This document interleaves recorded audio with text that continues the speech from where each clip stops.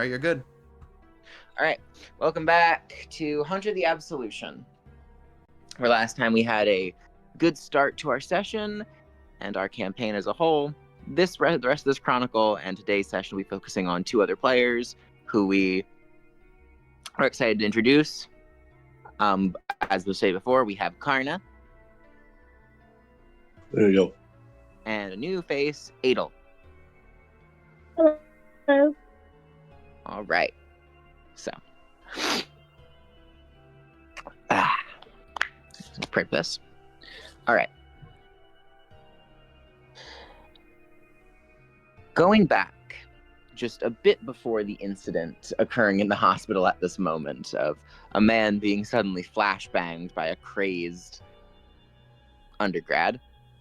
Crazed.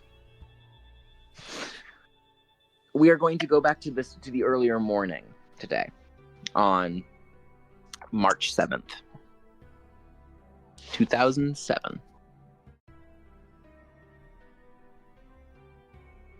So, Adel, your character's name is Esther, correct? Yes. So, Esther, it has been a long night at the college hospital. This is a great chance, true, for you to gain so much knowledge without need for clinical or remedial, any form of experience outside of the college, but it is draining. Especially with the constant, and I do mean rampantly constant, case of students coming in with something resembling fatigue. A little bit more deep than that. Just last night, you were here till 6 a.m., we'll say. Staring at a pot of coffee and barely making a dent in the long line of students that are passed out within the checkup ward, within the waiting room, all of which have the exact same symptoms of light fatigue, sleep deprivation, including even heightened senses. Some of them seem to be having incredible mood swings. It is a hodgepodge of the smallest issues brought together in an exacerbating mess. On the plus side, it's good extra credit. Yay! But it's intense, especially with the other night. You see, there was something that you were brought in on for your first ICU prep practice. Apparently, two students have been fighting over a pipe of that strange narcotic that's been going around the school, and upon one of them refusing to hand it over to the other one slit his throat. Yet somehow, even though his throat had been slit, that patient did not die. He was wheeled in here. It took about 10 minutes to get him and 10 minutes back, and yet he was still alive, clinging to life. Strapped down to the bed, wheeled in, and when you saw him, it was bizarre. You swore you saw fangs. You swore you saw sharp teeth, red eyes. His nails were constantly screeching against the metal. And to top it all off, you saw exactly what had caused that throat wound. The pipe for this narcotic had been jammed firmly into his throat, glass end out. Blood slowly trickling around the wound as the contents of the pipe directly fed itself in.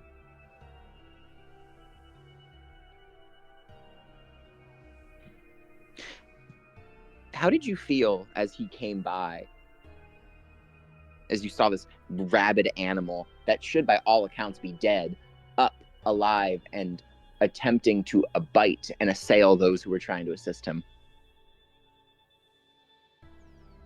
Utterly shocked at this medical mystery. I try and pull a procedure and examine him from eyes down, looking for any dilated pupils, yellow clubbing, or any strange inhuman features. So, Eyes dilated, very much so, much like a cat's, like a predatory animal. The closer you got to him, the more they got dilated, and excessive drooling soon followed. Around his nasal cavity, there was a small change. It was much more pointed, much more animalistic, as well as his jaw. His jaw no longer opened at a standard human amount. His jaw was now capable of moving at an almost 65-degree angle. His mouth opening to a frightening angle of access. His teeth appeared normal enough. His nails, you saw, were a lot longer and much more ovalid shaped, ending in a cursory black point. Almost bird-like, like talons. The metal that he'd been scratching into of the actual ambulance bed, you saw there had been easy marks gouged out of the steel.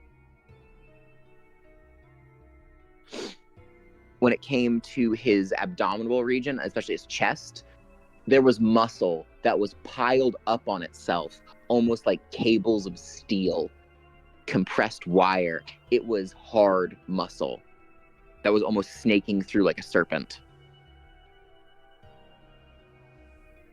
And this man was not fit in any capacity. There was a solid sheet of, to put it simply, Cheeto dust and blubber. This is not a well worked out person.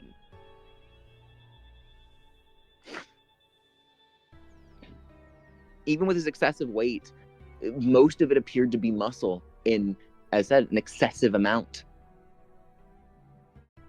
Like any form of saliva sample you took, you're waiting still on that. People are trying to figure out what's going on with him. You were asked to be removed from the scene as you weren't meant to be there past prep. Anything else you did before, like with your last chance to inspect him before they take you out of the room?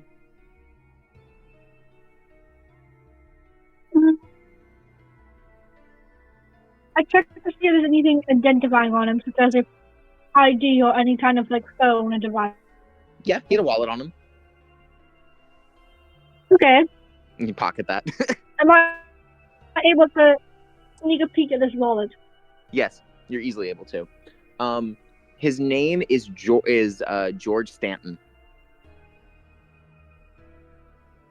George Stanley, got it. Yes. George Stanton. T. I Stanton. use my... Okay. George Stanton. I use my unique memory to revisualize it in my head before leaving. Yes. You Edic memory. It's very easy. His blood type is A. He should have blue eyes. While he was restrained, his eyes were red. He had particular between the two images alone, there was massive differences. And most importantly, his height was different.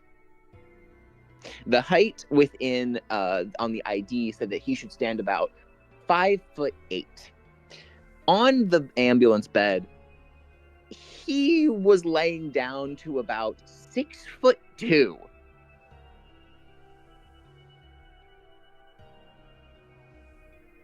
Okay. Once I leave the hospital room, am I able to go into the hospital system that access as I'm entering there to access any other medical documentation related to the patient? Of course, no one's suspecting you. As you, once again, I would say this is a flashback technically to what was happening before. So just need to aware. This is what you were doing before what we're doing now. Okay. This is the previous night. So as you are leafing through medical documents, there's nothing in there on paper file about him. But with your access, you are easily able to access the database on the students.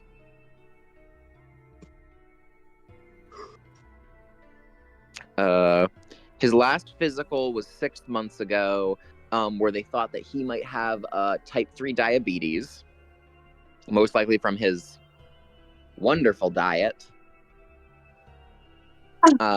Number 2, they thought that he might have a slight case of jaundice, and so they put him on a Wait. new med. Did you say physical 3 months ago? 6 months ago. 6 months ago, got it. Mhm. Thank you. That means that his next physical would have been due roughly a week ago, but for some reason the appointment was canceled.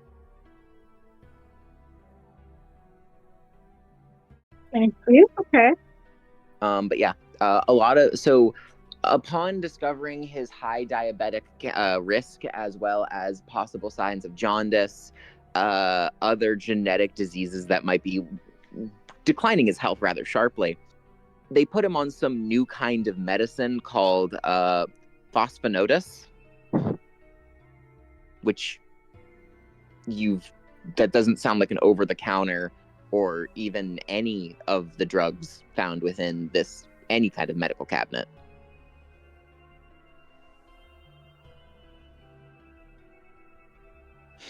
All right. Certainly with your Edic memory, you have never heard of this medicine.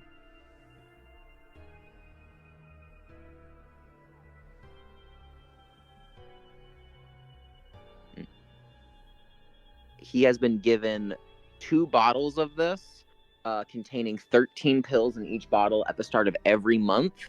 However, he has come back for refills usually 1 week in.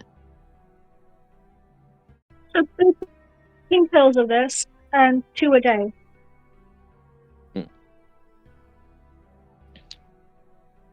2 a day, refill within a week.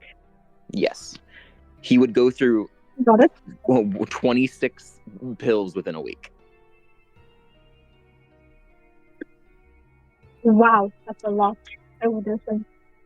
However, it seems the hospital has constantly refilled his prescription.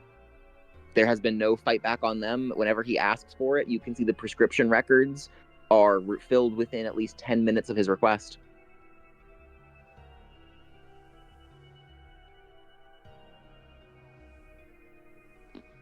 Suspicious. Either someone's slacking or there's something going on.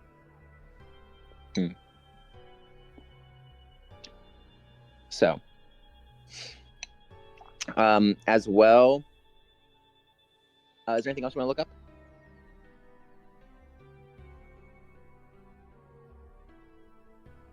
Pardon? Is there anything else you want to look up on his page?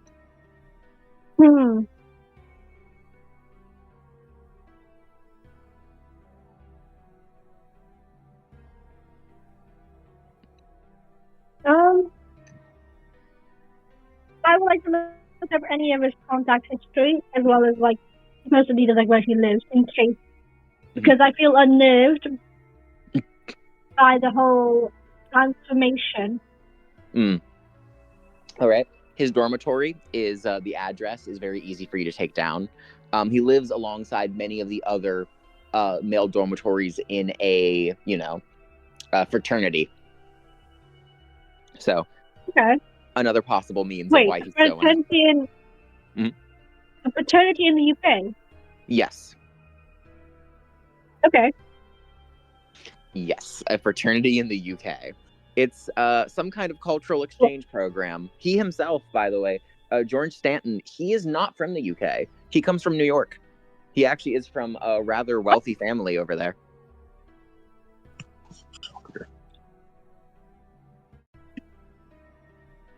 Yeah. All of the contacts from him are big names, and like his father. For instance, you have Jimmy Stanton, who is some kind of advertisement bigwig in Times Square, who constantly runs all kinds of ads on electric billboards. His mom, Julia Stanton, nothing really stands out too much. However, there is a name on there. It's a bit different than the rest. It says legal medical custodian and representative, Mr. Harper.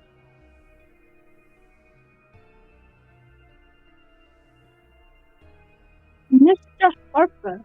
Yes. Is it possible I can look into this, Mr. Harper? Okay. How would you do that? Describe how you're going to try to look into that. So, first, I'll try to access it to the computer, but if there's actually no records, Hmm. I can use my cyberpath ability to access the data. Okay. I will tell you. Oh, you said you're going to use your what ability? Cyberpathy. Okay. So, I will say, very much so, as you are clinging to it, all you have to do then is for cyberpathy, you have to roll me. What is it? Okay, so which attribute is it I roll with? All right. So so everything will be rolled as 1d10s. So with cyberpathy, let me grab it real quick. Where is it? I've got 2 for cyberpathy. Okay. So let's grab it. Just trying to get to the page so I can look at exactly what you are going to need. So cyberpathy is going to take that's channeling, that's clairvoyance, cyberkinesis. Oh, it's using cyberpathy. So perception plus computer. So Sure. so perception is 4, and my cyberpathy is 2, so 6. Okay, got you. So it's it's a computer. Perception and computer. So you're gonna roll. So you're gonna put that many. I'm just gonna show you how to roll. So you're going to do /roll. Roll 6d10. Yes. And the difficulty on this is for this one is gonna be 6. So Ellie minus 3. Oh, her rolls aren't showing up. Where did you put them somewhere else? It's in the chat. I got a 3, 3, 7, 7, 8, 3. Nice. No, you got 3. You got 3 successes. You got. Yeah. So, as you tap into this psychic power, which I will say, after last night and you getting scratched like that, and you seeing this horrible thing, this horrible vampiric sort of entity, this supernatural aspect, you felt your brain sort of unraveling for a moment. Which brings you to now, where in just the few short hours between you seeing what happened to George and you investigating, you've already gotten a grip on some universal thread between yourself and technology. It's just become very easy for you to just simply tap something and to unlock its secrets, like right now. It's not so much that you are hacking.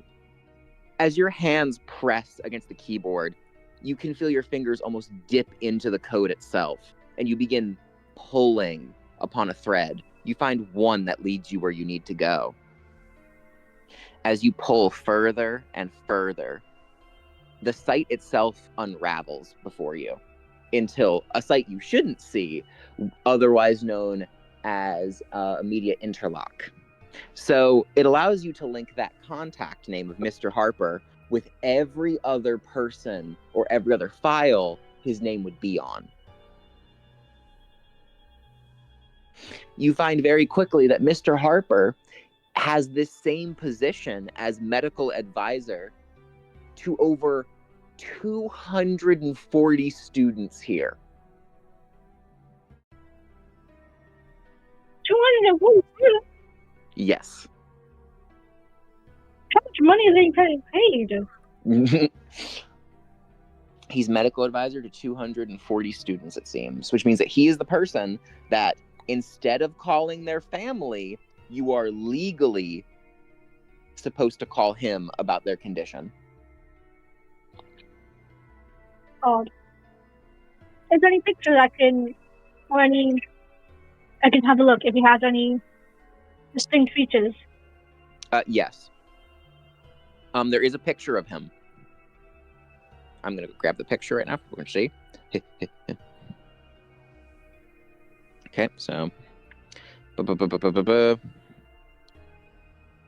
All right.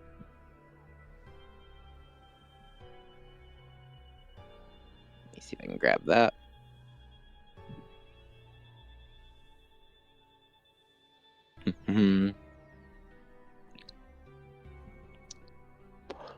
All right, where are you? So the picture that you find is just a man.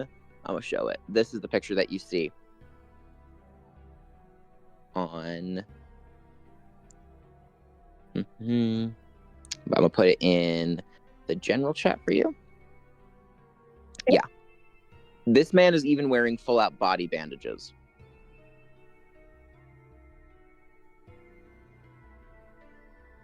Huh.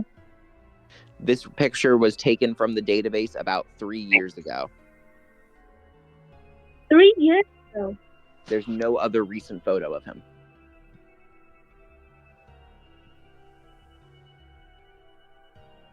It's very scary.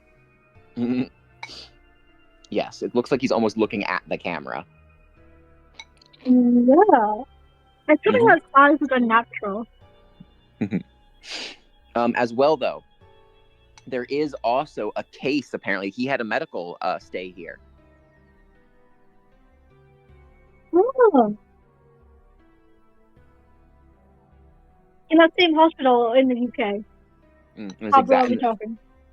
No, this was not here, but apparently his records got moved here because his treatment got moved here. Transferred to that hospital. Okay. So, apparently, about 4 or 5 years ago, he was in the chemistry lab here, working on some form of project or thesis statement, something having to do with it says, pheromonal bonds between child and parent. Some incident happened, including a chemical fire, and he was burned from head to toe, completely black. His skin hardened even worse after the fire, taking on a charcoal-like texture where even the slightest pressure would have entire inches of his skin breaking off, revealing the pulsating flesh beneath. He was stuck in a hospital for 1.5 years before a miraculous recovery. He was forced to wear all kinds of medical gauze as part of his treatment. It was covered in some kind of skin lubricant and he was forced to wear this for up to 2 years. So roughly about 1 year ago, he would have stopped wearing these bandages.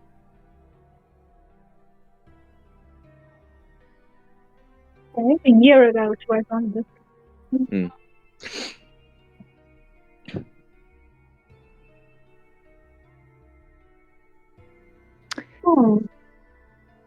Am I able to see around when time was when he started to become the custodian of students? Yes, you could. That was actually about 1.5 years ago. Exactly. Oh. It was 14 months ago.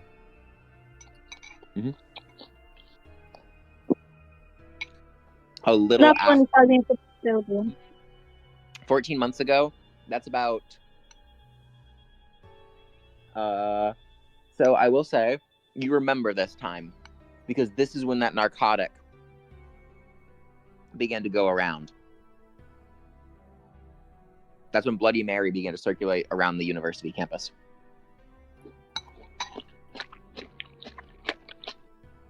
In small amounts.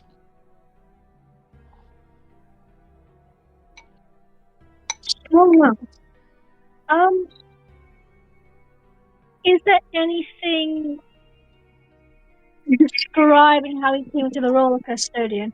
Or does it just say became a custodian? Unfortunately, that's a matter that would be settled through paper documents, most likely by the head nurse. I see. So, I might need to consider the head nurse that did it. Possible. Who was? I feel like this is a good amount. So, as you are looking at, as you are still browsing the medical records, You hear the door begin to open as one of your fellow nurses begins to open it, begins to come inside. Mhm. I close down the tabs and just continue doing documentation as if nothing happened. The other nurse looks at you and just goes, "Good morning, Esther." I reply, "Good morning. The weather's quite dreary outside, isn't it?" Yes, I suspect we're going to have another rainstorm. This is Clementine, Oh, by the way. Miss Clementine. She was moved here. She's also an overseas nurse. they what, miss? She came here about a year ago. And you started this is part of your tuition, of course, but you were here before her. You've been here in the hospital for about like a year and a half. She came here a year, just about 11 months ago. Year and a half, and she came 11 months ago. Yes. She has been exclusively placed by the head nurse on the treatment of the students who are reporting anything having to do with the fatigue or the drug-like symptoms. So, exclusively placed for the head nurse, which nurses, wait, Mhm. nurses exhibiting the drug Yes. symptoms. Well, no. She's the main regular nurse in charge of treating students who most likely have taken that drug. Oh, head nurse. It Yeah. was a head nurse The to head primarily is the head nurse's work. name. Just so I can tell you the head nurse's name to make it a little easier. The head nurse is Miss Paddington. Okay. Okay. Oh, like a bear. You like the bear. So Miss Paddington, of course, puts people in as a head nurse, she splits people up, and she divvies out duties. She has tried her damnedest, I will tell you, to keep you and a few other nurses as far away from the others, from the students that are exhibiting these symptoms. She says it's for your mental health, that you don't want to get involved with seeing your fellow schoolmates in this state. She has left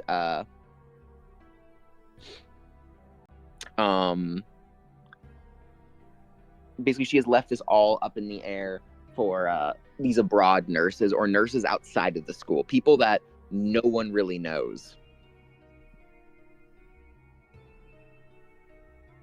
Oh.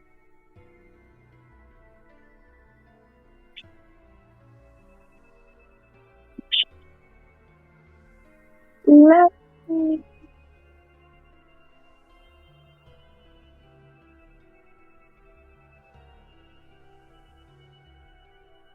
Am I able to um how does this work with social? Hmm. I want to certainly ask her about how the patients and the other nurses are that she's treating currently.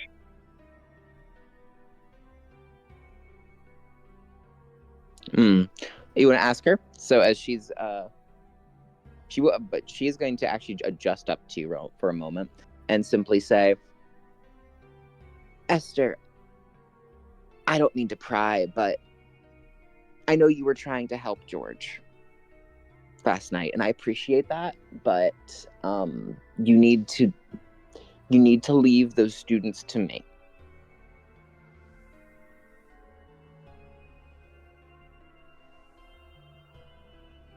Hey, um, and you need to leave them to me. Yes, they are my responsibility after all. Miss Paddington did give them to my direct care. I understand that yes, there are very few of us over nurses here that are permitted to help them. We appreciate what you've done for us, but once again, Miss Paddington has thought it the right thing to do to tell you that you need to take a well-deserved paid break. Don't worry, this will still go on to your time for residency. So you can just head home. It's okay. You'll get paid for the full weekend you're here. In fact, she's even extended it for 7 days. Okay? You have 7 days off. Okay, wait, hold on. So you kind of Yes, the Miss and Paddington is apparently... into your residency. Mm. 7 days off. Paid leave. Mm. Yep. Can I use the do I see this out, or do I want to I can't hear you. I can't hear you at all, Adel. I don't know. I'm not sure between if I want to accept the situation, find out what happens, or if I want to try and change the decision and continue. It's up to you. Yeah. I don't want to ruffle any feathers because that might make me on their radar, make her suspicious of me. So I will smile at her and whatchamacallit, I'll smile at her and go, oh, that's so good of you. I was planning to go outside to a nice little cafe down the street that I've heard is quite popular among students. Some patients have recommended it to me. If you're free, would you like to go out with me as well? Sometime. Of course, I will set a date. Although, as you know, my days are very busy. I can only really squeeze out time at night. Okay. That's lovely. I'd love to see you there. Of course. Since I'm the one who's free, I'll work my schedule around you. Just let me know, give me a message, and we can earn. Of course. She gives you her number with a very tight-lipped smile.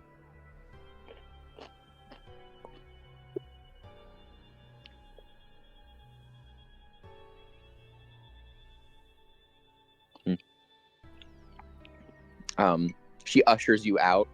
It's more as if she's strong-arming you. She doesn't seem to want to leave you in this room by yourself. Wait, hold on. Let me give you a call first to double check if the number goes through, just in case I type the number. Oh, of course. As you do that, you hear her phone ring. She reaches into her pocket. Oh, I guess you wanted me to add you as a contact. Don't worry. Of course. Of course, a colleague. We need to be out there for each other. Mm-hmm. Yes, you have a lovely one, Esther. You two have a great night. And I proceed to leave out of the On the way out, you go by the waiting room, and much to your horror, you find that the number of students that have been waiting here this morning has easily doubled.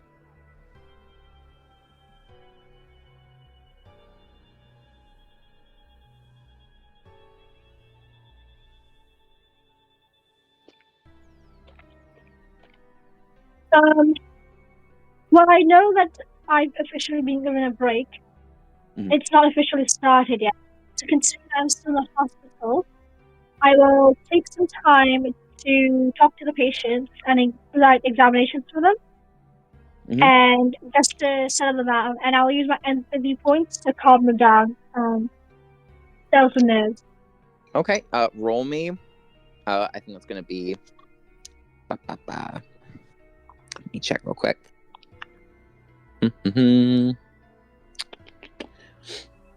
I believe that will be your... Yeah. I'll need you to roll me... for that, I'm going to ask you to roll me intelligence and empathy then. Intelligence and empathy. Okay, so that's 3 for intelligence and 3 for empathy. So 6. Yes. Indeed. So, gosh, roll 6/10. Oops. Roll 6d10. So I got a 5, 4, Oh, you got 10, 10, 7, 7. All right, so 10s count as 2 successes. Yeah.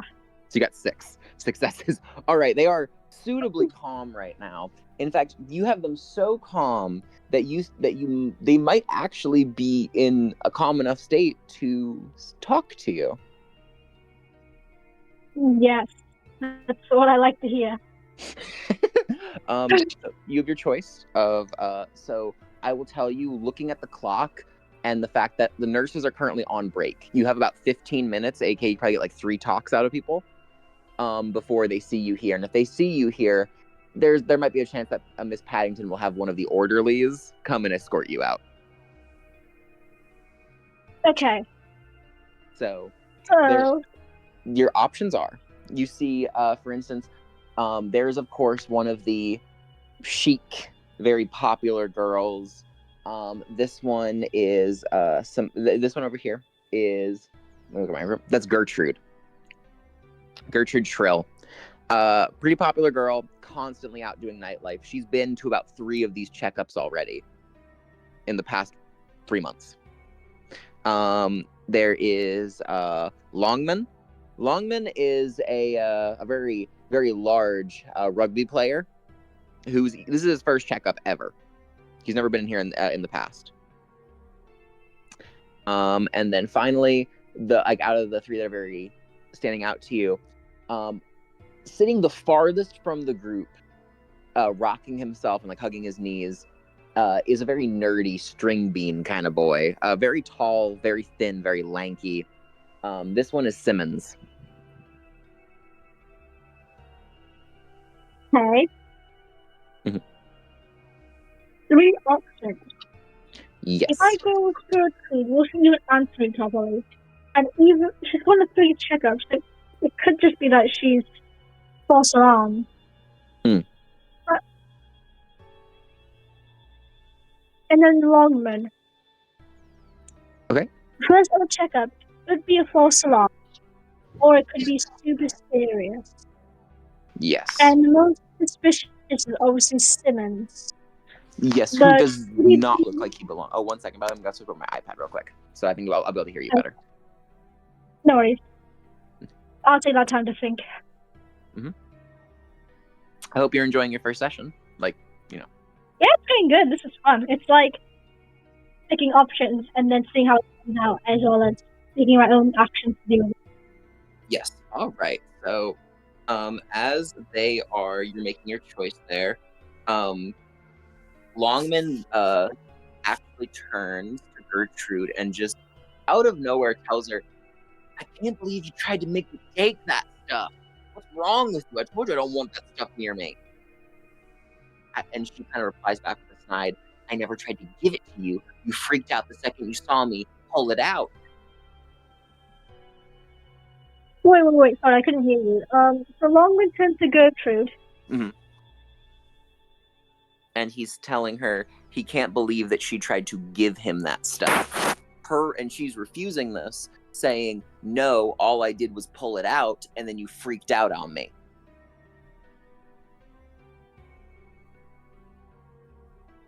Okay. The 2 get into a small argument. Since you are a student here, you're a bit aware of some of the drama. These 2 are on again, off again, kind of lovers, kind of something, kind of not. Cheerleader and jock kind of story. Situationship. Mm-hmm.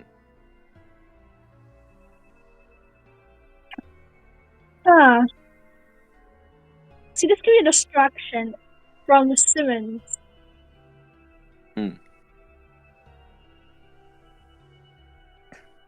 I think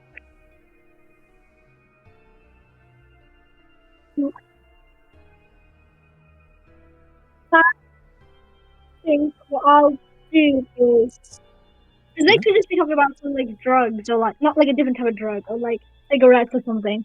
Yeah, no, Or like the 2 of them are exhibiting the same signs of everybody else who's been taking Bloody Mary, aka the drug that's been going around. okay. Don't worry. What if you're like baiting me? She even, as they're talking, pulls it out again, and you see that same glass pipe filled with that same red dust. I told you, it's not a big deal. Longman, just look, it's not going to jump at you and hurt you. I told you, Gertrude, that stuff freaks me out. I told you that stuff was trying to, that smoke was trying to climb into me. It wasn't climbing into you. The wind was blowing in your way. No, it wasn't. I take action and approach them. I calm them down and try to just sound them both out and like act as a mediator until they're calm enough to ask questions again. Listen, all right, Gertrude looks at you. He is acting insane. He thinks that this, as she rises up the pipe in front of you, that this stuff is so dangerous. Yeah, right. It's just another little bit of fun that helps us make our way through spring break and hell, through the frickin' school year without needing to frickin' hang ourselves. Like, Jesus fuck. Oh my god. Language. What do you care, Esther? No. That's me, not Esther.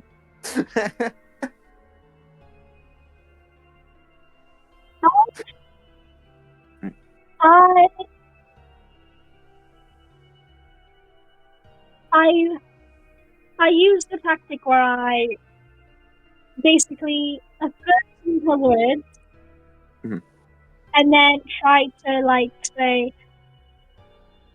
you know, you find it fun and he doesn't like it so much. So if he lets you be, you should let him be. And now I have a bit of a question for you guys. Where did you get this from? I didn't, and Longman looks at you. I didn't get it. She tried giving it to me today. She blew a frickin' puff in my face. It's been making my nose hurt so much. God, it makes my head hurt. I didn't blow it in your face. The wind blew it in your face. I got it, okay? I got it from, and she points over at Simmons, from him. Oh, I feel like He dropped this pipe, all right? He dropped the frickin' thing. I picked it up. Everybody else in the school was going tits up about it, so I decided, why not? Why don't I take it and try it out? And I did. And do I regret it? No, not at all. I feel frickin' awesome. I feel more positive about myself than you ever made me feel, Longman. Oh, I'm sorry. I forgot how easy it was to make you feel good about yourself, Gertrude. All it takes is about 5 guys.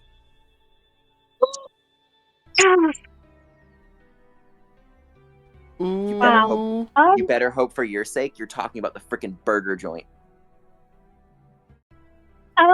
So like guys, that's doing great. Thank you very much for your time. You guys obviously need to go some relationship counseling, so here's a flyer. You know, it's great. I've had some couples who went through some hard times, call each other the F word. I'll wait out. I'm just gonna go now to Simmons. So bye and good luck with the counseling. I will say, as you're leaving, you just hear them arguing louder and louder.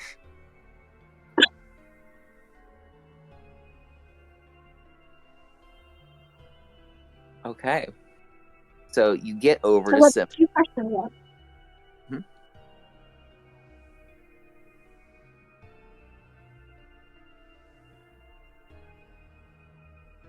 Got you.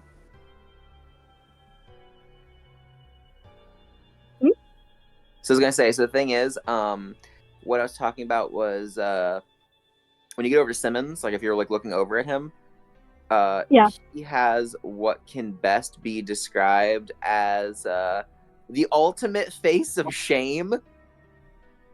He's biting so hard down on his lip, you see it bleeding everywhere. He is biting, like there are pieces of his skin just broken right open as blood's just constantly flowing down his bottom lip. Oh my god. His fingernails, he has picked his fingernails to the point where they are also steadily bleeding. But none of the other students seem to care. In fact, many of the students around him aren't even looking at him, as if they're shunning him. Ooh,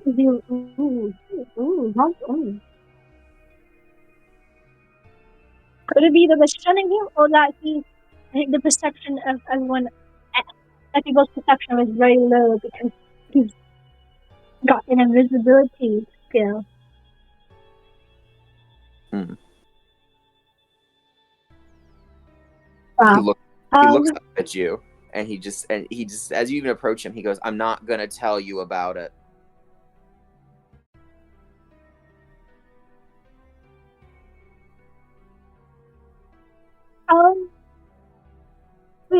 Okay. So could also some kind of skill ability, whatchamacallit. I basically I just say, oh, you just seemed alone here. Well, I'm not on shift right now. I want to at least help you guys. Because it's within like the code of ethics and stuff to help you guys. Plus, you're all my classmates, you know. So you look very alone and isolated. So I just wanted to hear with you before I go and leave for my leave. So I'm next to him, and I use my psychometry to see his memories. Oh, what level are you using of your psychometry? What ability? 3. Okay. So you're just trying to like look, just trying to like fucking look at his shit. It's awesome. That's right. He doesn't seem like he'll talk to me. And if he says no, what can you do? Okay. All right. I'm not gonna violence. All right. So you need to roll me perception and empathy. So that's 3 and 4. 4, 5, 6, 7. Got you. Dash. Roll the 7d10. What? No! Wait. 1, 8, 4, 2, 8, 3, 10. Okay. So I got 1. A 1 subtracts 1 success. So you still have 3 successes. Okay. So it's good. I'm okay. That just indicates the level of how much you understand. So I'm going to change music real quick. Just to tell you an example, your eyes begin to roll up into your head for a moment as you begin sort of shaking and like swaying back and forth. You feel your brain going numb as you are slowly being dragged into him, it seems. Like your vision is becoming tunnel vision as you're being pulled into him. This is the first time you've actually used this ability. Somewhere in your brain, you know you could do this, but activating it is a whole different story. Your whole vision's being flushed down. So it's like I'm on a boat, but the waters aren't clear and it's going bumpy. It's like you're being thrown face first into muddy water with all that velocity, and it keeps on your face. So I'm going to change that real quick for you. All right. So what we need music for? So this one, I think. So as this happens, as you descend into these murky waters of his mind, a lone bubble comes up to you, is the best way I can describe it. A lone memory, definitely the shining pearl of his brain, his mind, and what bothers his once calm sea. That's so nice. As you stare into this bubble of his memory, you see him terrified as he runs up to what appears, it looks like a part of the campus. Trying to put your brain on it, you recognize this as the actual medical development building, not the hospital, the medical practice for training for anything such as pediatric care or reconstructive surgery, even physical therapy training. So just when the practicals have before ahead time. Yeah. When he runs over there, you see him look around. He waits for 5 minutes, looking around, make sure no one's around, and you see him climb into a large oak tree next to it. And it takes about 2 minutes. As you're looking through his vision, you see him pawing through branches until he finds what appears to be a large black book bag waiting for him up there. He pulls it off, climbs down, he looks around a few times, and then he checks it. In the right pocket, there is small red pills that say his name on them. Simmons. And you feel him as he furiously takes one after the other. The more he takes, the more he feels this strange aura, this thread of connectiveness with somebody else. And it makes him feel better because he feels proud, because whatever's on the other side of this connection feels proud of him and he's doing a good job. But then a twinge of fear when he realizes he could disappoint whatever this is. He needs to make sure that he delivers everything inside this bag, or he is going to fail.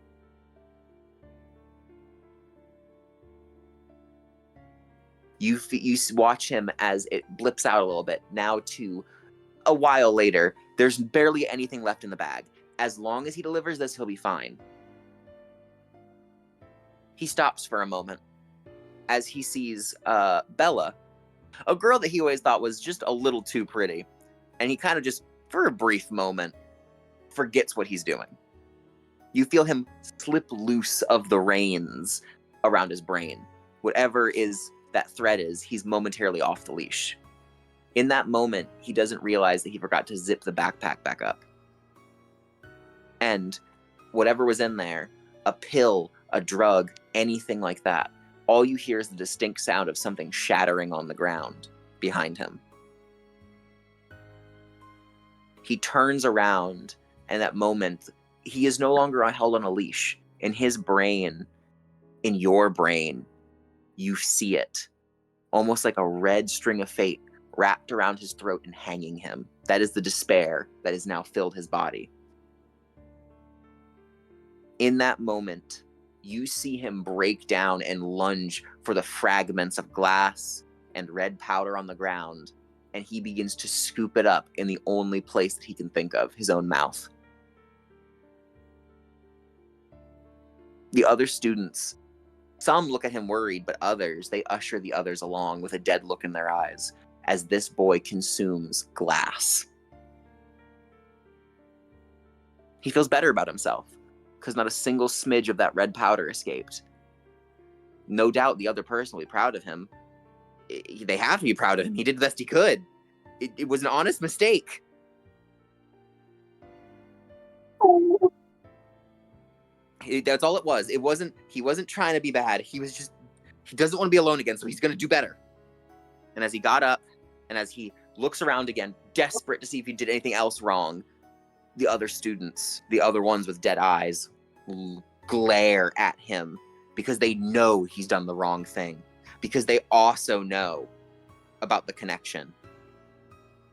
And some of them look smug because they now know that the little nerd that's always been there is still, even now, a failure.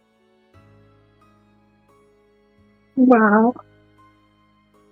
In that moment, he rushes off and he takes the last of his book bag and the contents he can find in there, and he begins to shovel it into his system. Pills, dust, all of it. He washes it down with the cheapest, just the cheapest kind of soda or water. You even think that he drank puddle water at a certain point just to force it down.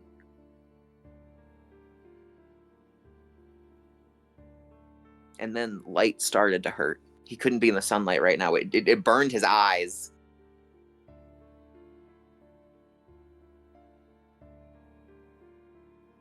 And now he's here because he knows something is wrong with him, but he doesn't know what's wrong because this feels so much better than the normal.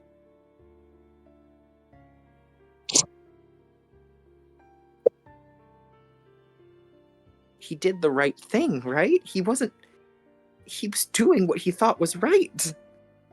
Someone actually liked him.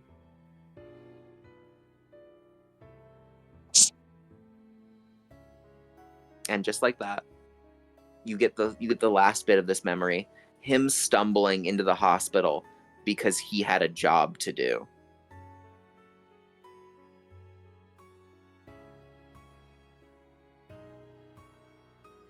He needs to make sure that he's the only person that whoever that is proud of.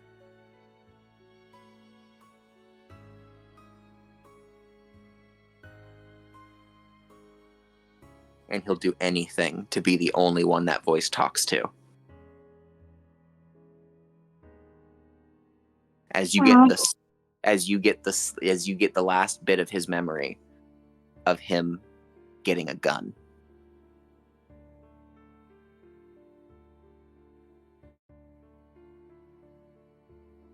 And putting it in the bag that's currently between his arms and legs right now.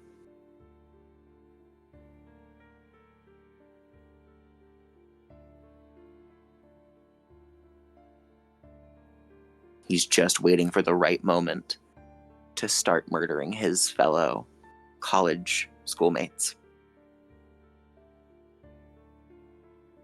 Wait, am I included in this? It looks like whoever he hasn't identified you as one of them. He's after whoever else has consumed the drug, most likely. Okay.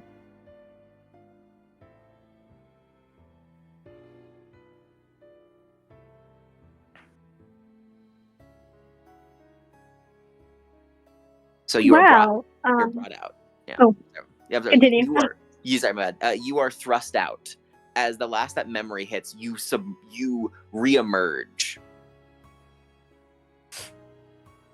Your brain, as if you finally break and you are greedily gulping breaths, even in the real world. You felt like you couldn't breathe while doing that.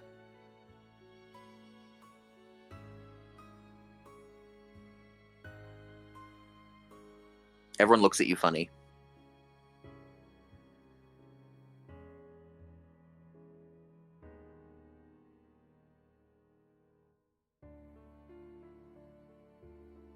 And worse yet, as you come out of that, you hear an ahem, and you see Miss Clementine staring at you.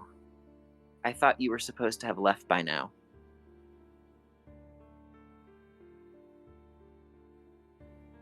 Well, Miss Clementine. Well, I was on my way out. I was concerned with a large number of students in this. Wait, hold on. In this waiting room. They were all very panicked when I got here. They were all everywhere, and even a fight broke out. So I decided to sit down with them and calm them down. I gestured towards Miss Clementine while hugging Simmons, because that's what I wanted to do while in that room. Yeah.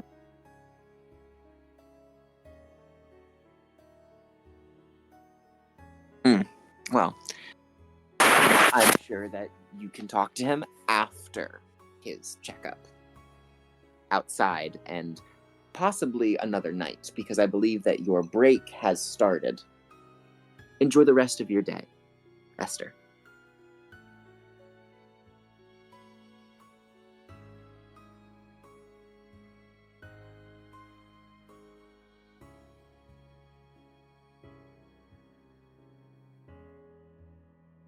Huh.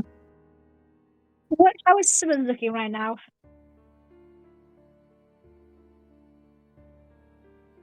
Simmons, He's looking the same as before. He's looking at you specifically. Okay. And he just asks in a low voice, "Were you poking around my head?" I give Simmons a smile, and a knowing smile, and ask, I'm on my break now. Could you spend some time with me, please? I would like a friend to hang out with right now, after it's been a long day in the hospital today.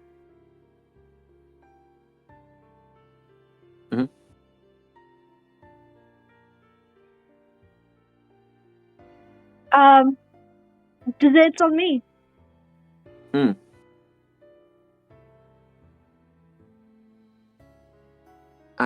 I see. And he tells you, I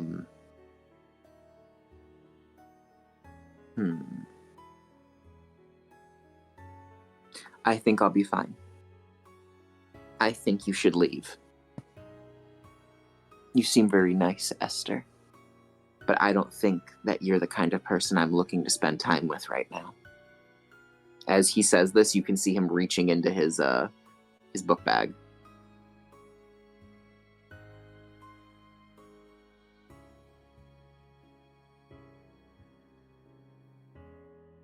Oh wow.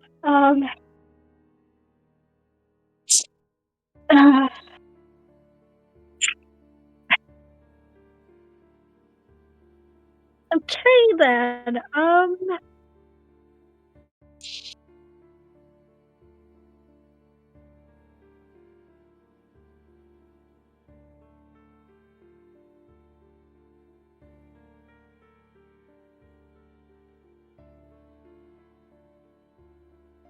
Hmm.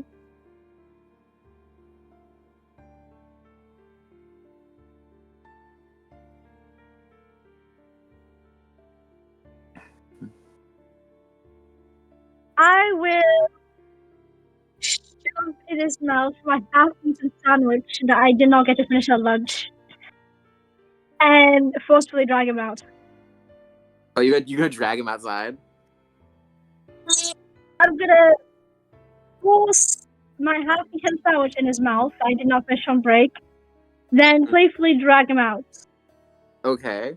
Because then he's scrawny, so Yeah, he should be okay. actually... No, he's... what is your strength? Oh, 2. Yeah, I'll need you to roll me. So I'll need you to... what is your athletics? 2. Okay. You easily beat him. He has way less than that. Okay. So I drag him out somewhere private. Nice. You try We as... sit on a... Yeah, we sit on a bench outside underneath a lamppost. Bro, With say my no half-eaten shooting sandwich today. still in his mouth. As you sit him out there, he looks at you with a lot of apprehension.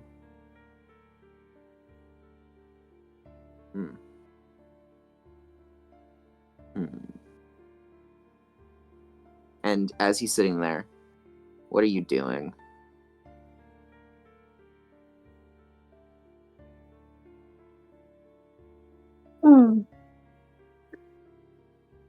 I'm busy trying to do something. Okay.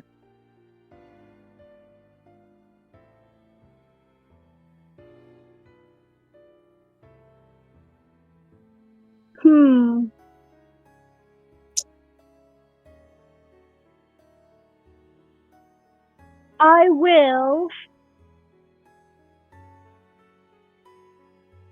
prattle on about medicine and science because he's interested. His obviously seems to be part of the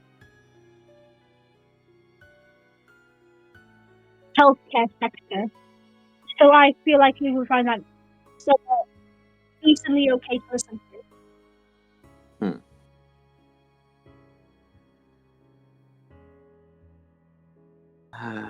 Yeah, I excitedly just talk about some new research about a medicine that's working currently for those who've got diabetes, and yada yada yada.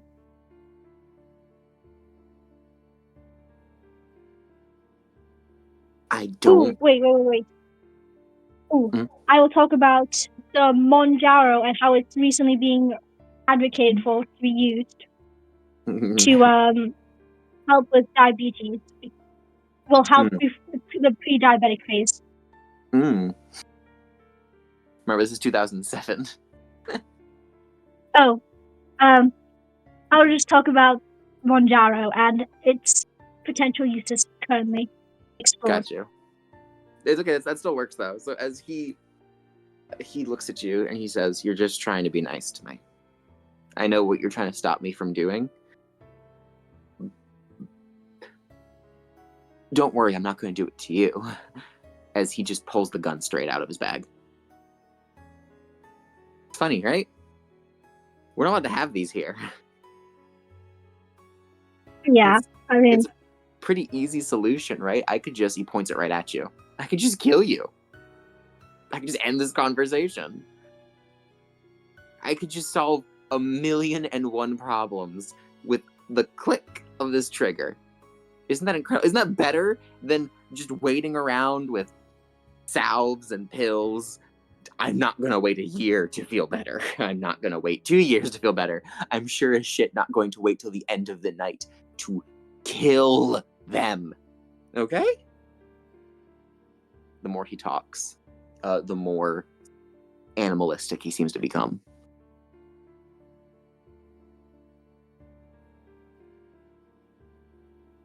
oh, there's so many ways it can go.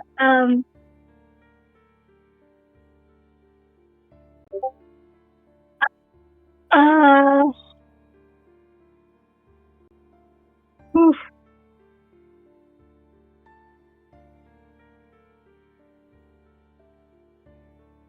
Uh,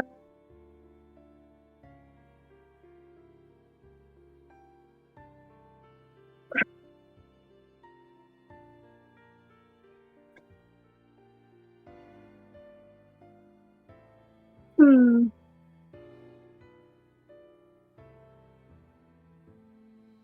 Am I able to disarm him? Okay. How would you... Okay. So first, what I would recommend is think about how you want to disarm him, and then suggest to me the attribute and the skill that you think would apply to that. Feel like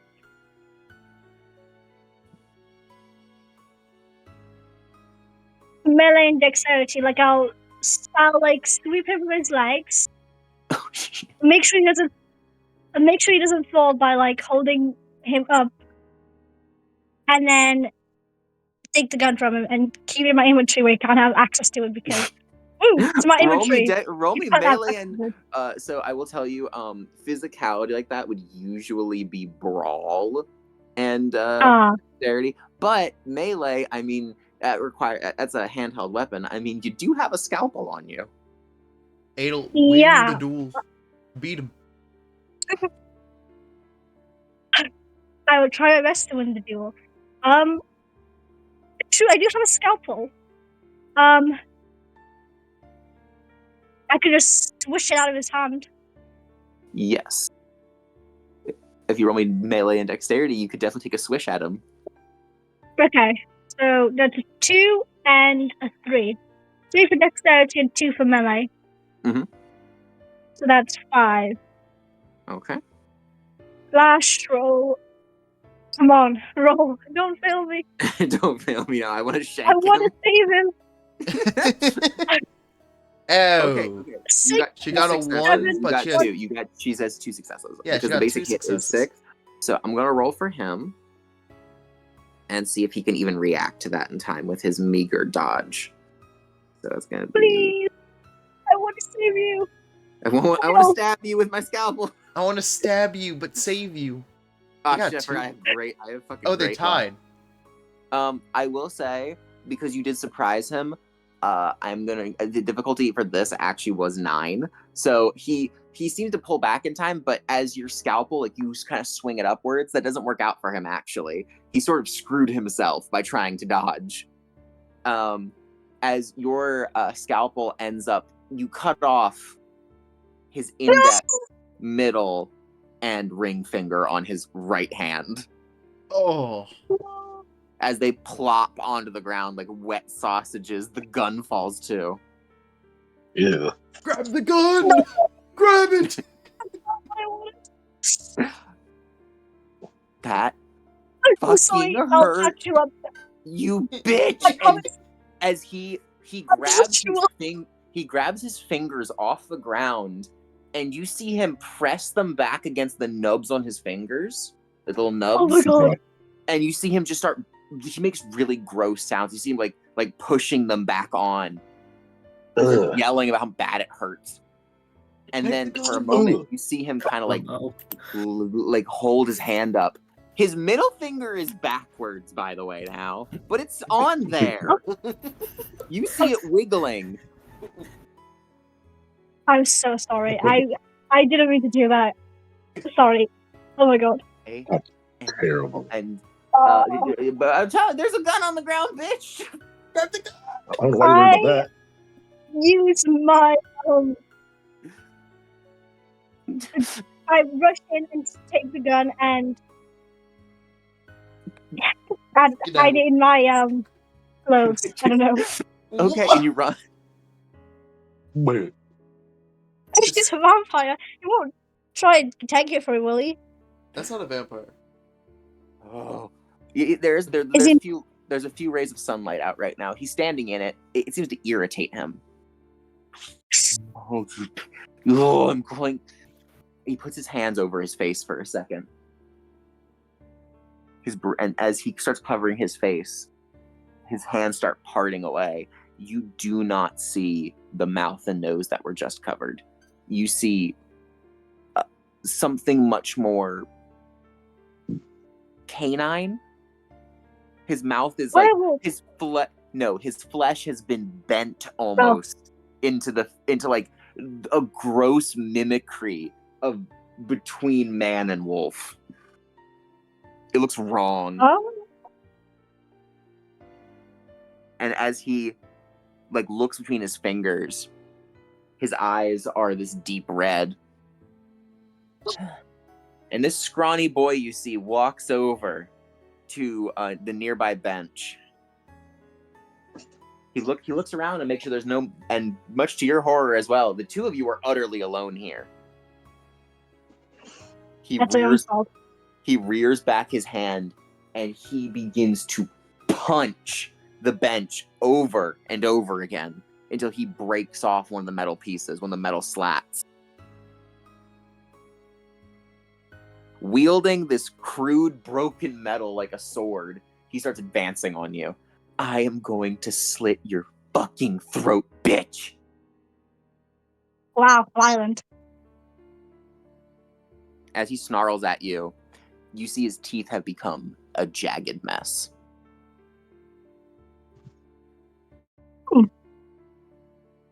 He advances on you.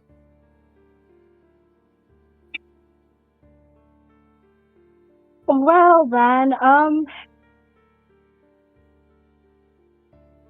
crazy. Yo, that's fucking wild. Man, that's wild. It was good knowing y'all. I'm not gonna lie, that's kind of crazy. Bro, just call Yay.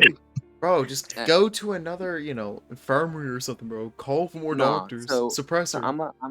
So while this is happening, one moment, I am going to pull away from you for right now. I hope you enjoyed this. This is important here. I'm gonna pull away from you for a second. Oh, yeah, we gotta get counting. I'm gonna focus on Karna. So Karna. Yeah. I'm calling my connection with Yay. So this is about 30 minutes ago.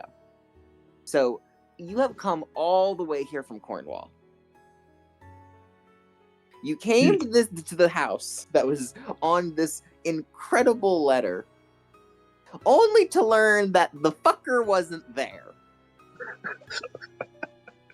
And his maid, a rather beautiful French woman, told you that no, he was off at a university, which would take you even fucking longer to get to. But luckily, she gave you bus fare. Oh gosh. Oh. Of course, I can't trust the French.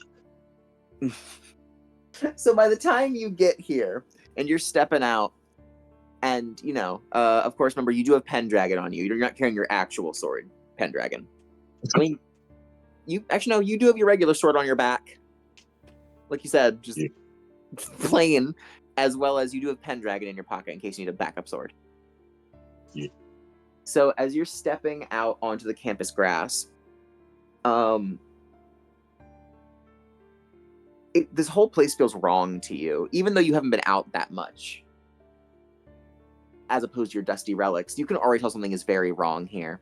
As I was gonna say, Adel, is Esther making any yelling sounds? So what Esther is doing is you can hear the rattling of circles because she's just constantly throwing it at him. There's commotion, and you can hear it, Karna. What do you do?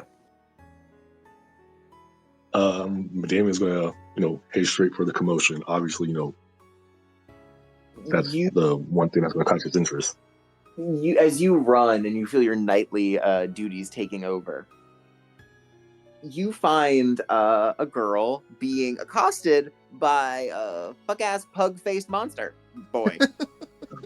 Oh my gosh. It's Mystic. Oh my god. Damn, bro. Wow. Damn. Regular green. Bro ain't even defending himself. Yeah, I'm just joking. No, but yeah, as he turns to look at you at your approach, you see his fucked up mix between a canine, a bat, and a human face. It's getting uglier by the second. It's getting more monstrous. Oh gosh. You see that he is holding, you see his backwards middle finger on his right hand. And, oh, by the way, his index and his ring are slowly sliding off the bone again. And he brings the other hand up and, slaps them back down. And his whole right hand is now clenched tightly around what appears to be a jagged piece of metal, which is constantly burrowing into his skin and bleeding all over the ground. Sucks being.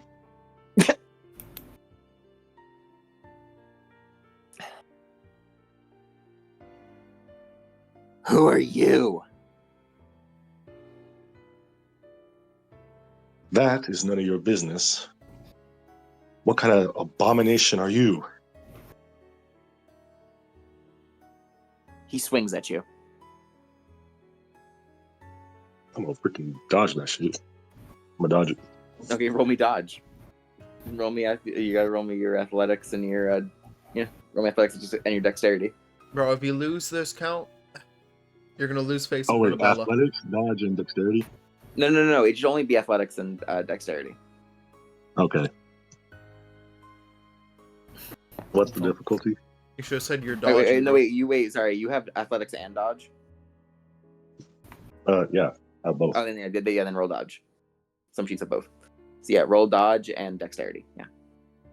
Okay. What's the difficulty? The difficulty as always is 6. Unless Okay. specified. Right, yeah. You got this, buddy. Yeah, I mean, if you mess it up, you'll just look really bad in front of Bella. Yeah, no fumble.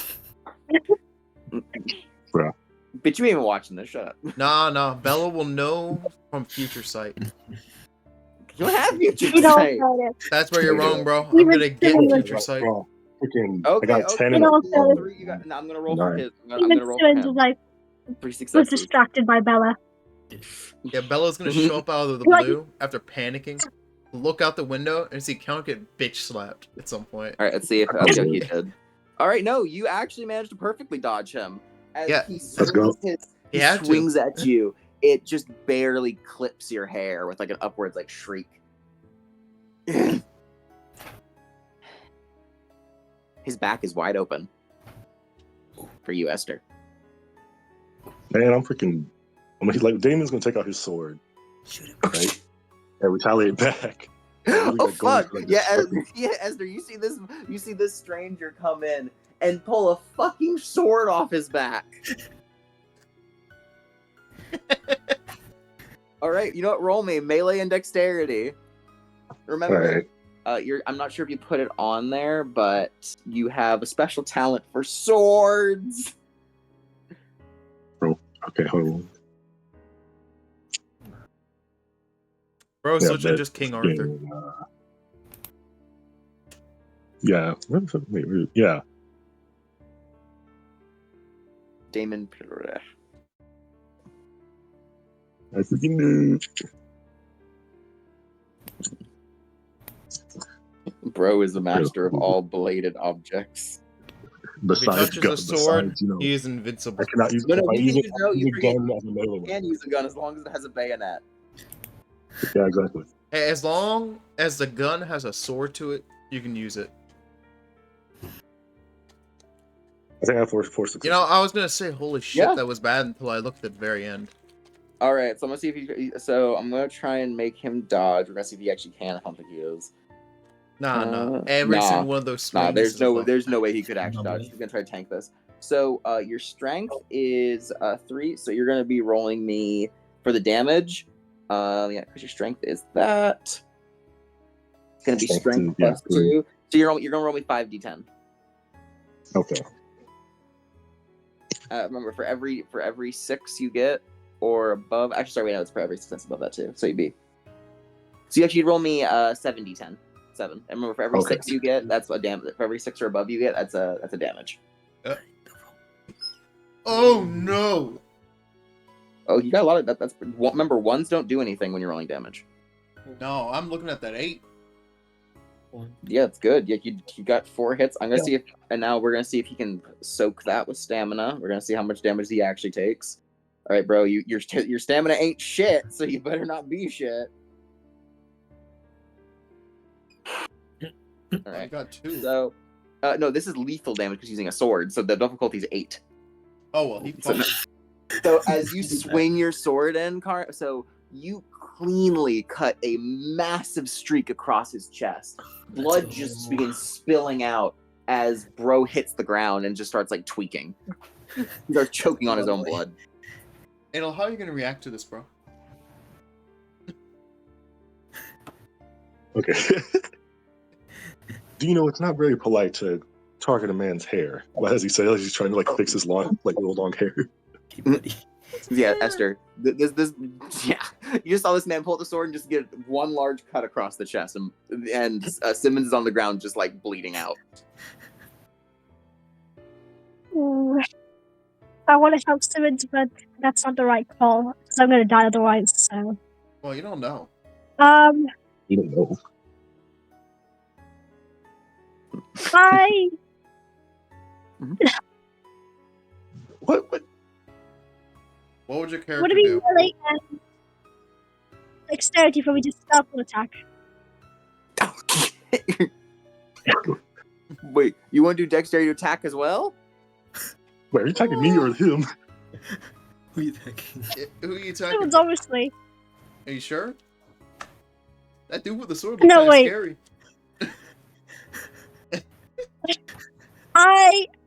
Using my unseen sense, I have an odd, strange feeling that this person is alright. So he can is fine. Using your sense to tell I'm alright. Okay, not like I saved you. Okay, yeah, no, I will tell you, your psychometry around him does auto appear on his sword. You don't get the impression of him as an axe murderer. You get the impression of an old man that really likes antiques in a young man's body. Yeah. You get the impression that he's an otaku. But yeah, one more thing important here. Simmons is letting out horrible noises while he's bleeding out. Yeah, let me take care of that real quick. Yeah, get him. His face begins to return to normal. Okay. Then what's it called? I keep it restricted so he can do the thing rash again. Would that be dexterity and strength? No way. You're gonna fucking get him again. Wait, what are you trying to do? Wait, what is she trying to do? Dude on the ground. Wait, Restrictive, because he says turn back to normal. Yeah, Yeah, which he's means turning back to normal. he's He is. never Like, it looks like it is. I will say as well, the blood that's spilling on the ground, you see spots of it that are way more red than others. Some of it are like there's a difference in the fluids. There are splotches of blood that look different. And as soon as a good amount of that strange blood mixed in with his was gone, he started looking normal again. Okay. So then I mix blood with that blood because I see that's turning him back to normal. So what do I need to roll then? You're just gonna take a sample of that, you said? Yeah, a sample for medical research. Yeah, you don't need to roll for that. You can just do that. Oh, okay. Because Then. it's so Ooh. differently colored. I'll put it this way. It's like having red next to like neon red. It's very apparent. Sample of someone's blood. Even though it's a bit dark. Bada But boom. Valve acquired. Nice, Bada the boom. vial of that shit. So he is still bleeding out and he's not dead yet. So you let that dry heaving. Man, he needs Okay. a nurse. I'm about to say, Tana, do you want to let him live, or do you want to try and befriend him? oh my god. I know the greatest medicine. Pulls out gun she just got, cocks it back. Bro, okay, wait. She's pulling out wait, are you gonna try and shoot him? Wait, is she trying to shoot him? It's a joke. It's a joke. No, I think she's saying that Oh, no, she's I was about to asking say, I you was if like, you want wait, to hold defend up. him or not. Damien would recognize that the ugly pug face hybrid thing was reverting back to a normal state. He doesn't know if it's, well, that it normally does that when it's weakened, or that he simply was just a normal human shifting or whatever. But he's slowly sympathizing a little. So he does begin to. Well, he's willing to help them, aid the young man. Okay, so help route, got it. To a medical facility. I take him. It's almost You innocent do. character. Just to be fair to you, I was gonna tell you, like, in case you're just for context, you do have all the medical supplies you need. Like, I believe that you carry around I the didn't. supply. I'm talking about for Esther. Okay, that's what I was saying. I was like, Yeah, I Aiden don't should have remember everything. that. I do have equipment and stuff, yeah. I'm just worried he's gonna attack one of us again, though. Well, I mean, he just reverted. He should be fine. No, Okay. no. It's the thing. In character, it's her choice and however she wants to take it. If you want to do any, I will tell you. From a cursory glance at him, he looks unconscious. He's lost way too much blood. Got it. Then I will just. Okay. I will heal him then using medicine knowledge. All right. This is So the roll type me to deal with a combat first healer. off. Roll me. This is going to be intelligence and medicine. So that's a 3 and 3. 6. Yep. Got you. This is for identifying what you need to do. 6 D10. I'm gonna change the music to something a little more fitting, so that we're all gonna. I'm sure we're all gonna like this. Damn, she had a 9 and a 7. Okay. It rolled twice, but I did both The once. first one. Well, if we go by the first one, she got a 10, a 7, All right, and no, all 8. we'll take the first one because that roll is fucking ridiculous. And That's I love goated. it. All right, I love that roll. That's Yeah, that's a great good roll. roll. Yeah, let her keep it, bro. That is goated. All right, so let me get to what we need to grab. I'm gonna put on a nice a night. I'm not sure if you guys have ever played Trauma Center before. The Ace Attorney of hospital games. Let me That. It's fun. I love Ace Attorney. So I was gonna say, let me grab it. Trauma Center OST. Here you go. From last time, since I didn't do it. Damn. Alright, so. Side note, Yeah, you better watch out. Listen, I wasn't surprised that you tried. I was surprised you had the audacity to try with your looks. Oh, I will keep trying. Don't you worry. So, I'm gonna get on there quick. So yes, as you begin, you immediately know what to do. As you open up your medical pack, and you retrieve two main things. One, your sewing kit, and two, the most important part, the small amount of saline solution and plasma solution you keep on you. These are emergency, kept inside a very small almost cooling pack. These can only, and I do mean this, during storage while you have these can only be out of storage for about up to 2 hours before needing refrigeration. Hey, okay? Terracochi, I've reacted to yours too, okay, Yeah. bro? There we go. I'm gonna put it on here for you so we get this so you can have a nice. All right. So first off, what needs to happen is simple. Karna needs to put as much pressure as he can on the wound to make sure that no more blood escapes. Sorry, bet. Karna, not on Alright. the front. As Oh, that's loud. you can reduce it. You just go into the thing and like press the button, like the actual the members list, and you can press the jockey music and reduce the volume for it. Yeah. Okay. So I'm just gonna have to Damien and Anyway, just press like press it onto his as you're wounds. pressing into it, all right, as well. For your victory of that incredible roll, I have the stitch. You do the stitching quite quickly. The stitching, and then the gauze wrapping, and finally the saline solution, which you quickly give him an intravascular tube, so right into his arm. Essentially, you're just drip feeding it into him. It's just to give him hydration, and the plasmas to help replenish what he's lost. That incredible roll, I can't even tell you, like, that's so amazing. You don't got roll for nothing else for this. Thank you. Once you get him done like that, he looks super fucking unhealthy, but he's alive. He just needs to get carried He somewhere. needs to be brought to an actor, but he probably needs to be brought back to the hospital. No. Yeah, I don't but, trust the hospital. The exchange is happening. What? Did you just come from the hospital? Yes. Bro. But okay, so Colin tries Alright, to take it so- to the hospital, and I explain that there's some stadium unrest happening with Madam. Wait, All right, hold let on. me ask you What this. No. Hold on. No, Wait, okay. before you get to this, let me ask you. Here are two good options. All right. Are you gonna go talk to the dude who's talking to animals, or are you gonna go to the hospital and possibly go look for help for the dude? No. I was saying the first thing. Are you going to talk to the guy with the sword and like introduce you guys? Yeah, or you're It's gonna fine, talk I to want- that loser. Yeah. Shut up, bum.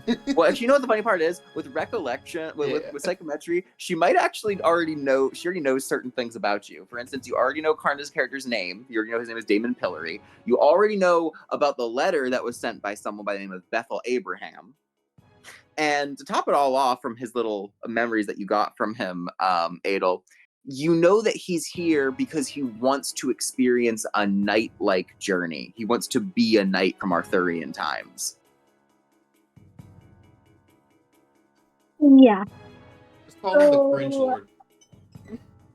I explained to Kana how there's been a number of students under these drugs, and I don't think it's safe to take him there because he was what I believe that his condition is due to the suspicious red pill he was eating, and that the hospital administration have also been quite sketchy as well, not letting people, the average nurse, be involved. So I say, let's take him to a clinic of a hold on. Dun. This is where the contact comes into play. So I tell him, let's bring him to a trusted contact that I know that runs a clinic that's quite popular. Okay, yeah, a fellow. Fast. So I will explain. So a fellow friend of yours. They're a bit out, about like an hour or two. They are on the very far fringe of the campus. It'll take about an hour to get there by foot. You come across a nice clinic. They have to do with physical therapy and what appears to be dentistry and the like too. Just ways of improving physical health. When you open the door, you find her, your friend, who is Matthias. She has a boy's name. Her name is Matthias. Goated. Who's cooking? As she she stands at about 5'8", large owly glasses. Her lab coat is way too big. Matthias Timberland, and she tells you, Matthias Timber, and she tells you, "Could I help you?" Her nose all stuffy. "Oh, hello, Esther. How can I help you today?" Today. Oh, geez, sinuses. Sorry about that. It's spring. I don't do good around pollen. Say you in character or out of character, bro? That's in character. Okay. Oh. I was gonna say, I'm like, Like, I'm I think I can do it Damn. Pretty convincing, man. Yeah. Man, Was a little too good there. Yeah. you have like Damien like casually be carrying what's the Simmons? Is that his name? Yeah, Simmons. Just like casually carrying Simmons and waiting for Oh, what was the character name again? Esther. Easter, isn't it? Easter? Esther. It's just fucking Easter. Damn, he thinks you a rabbit and shit. It's not my own, man. Sorry, I don't eat chocolate eggs. I'm waiting for like Esther to talk to her friend because she doesn't know anybody.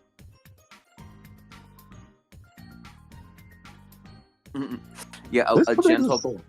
a gentle pop melody kind of plays over the radio in there, kind of cutting through the tension. Yes, but Esther, how can I help you? You look kind of out of breath and out of sorts. So, listen, I can't tell you everything because it's kind of crazy, but in short, there's this crazy thing that's happening where people are getting sharp bangs, the tunes are changing, yada yada yada, and this guy turned into a, and he used to be really small and scrawny, but then he suddenly became super duper strong, and now I don't think the hospital can be trusted, and this is someone I just met, but like, it did really help us out here. This guy, I want to help him, and I have a feeling that he might be the key to solving this whole dilemma. Bro's on steroids, Okay. bro. So Matthias looks at you like you're on crack. And she simply nods her head at you. Okay, you believed me over my idea that, that reptilian people are real, so I'll pretend to agree with you on this. As she takes, as she finally clears her nose, you see her, like, she blows her nose into a tissue. I'll take care of him, for now. I suppose it's fine, as I'm not sure what happened to him too much, but what you say, attack, sharp edge weapon, regardless. Because we're friends, I'll look after him. Okay? But I'm gonna have Damien just look at them, like look at these two rather strangely, mainly because of a little story Esther gave, which was not really that good. Bro, you're No, the but he just- stoicism, bro. But as Matthias picks up a little kind of like help, well, not really, she's not big enough for that. Just kind of brings Simmons over to a waiting area. I'll see what I can do. I'll help you out. All right. I'll give you a call if his condition changes.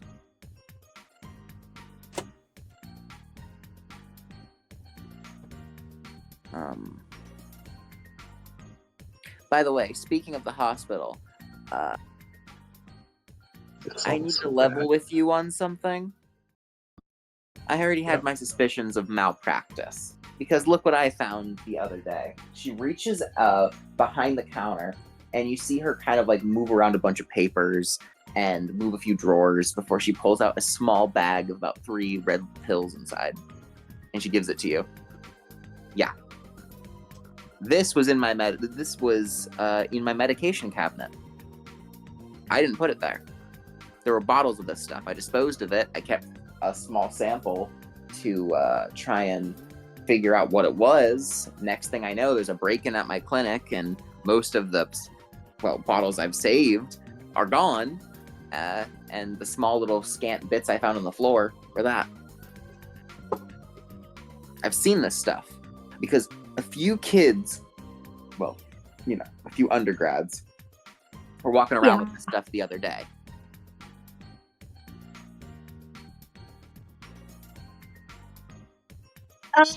So I've yet to find out who the distributor is, but it seems like there's this supporter or like experience of the person who's having kids with self-esteem issues or isolated. Hmm. to deliver these pills, but I've not been able to reverse engineer or find out the ingredients as of yet. So I'm kind of preoccupied with the hospital drama. It's a whole thing. Now that I've got spare time now, I could definitely take some time to look into it if you want. I believe that's up to you. Honestly, if you take these pills out of my hands, I think it'll be a lot better for both of us. Ever since I had these pills, Thank you. that nurse you work with, Miss Clementine, she kept coming and asking me about these. She kept asking me if I had any weird medicine lately. She kept trying to poke around. I think if you take these off my hands, she'll finally leave me alone. I'll have like Okay, no problem. I'll have Damien's like speak up real quick. Well, is this some kind of drug problem going on around the campus or the school? Kind of. This is like the hospital. It's a little more complicated than that, but let me show you. They reach behind their desk and they pull out two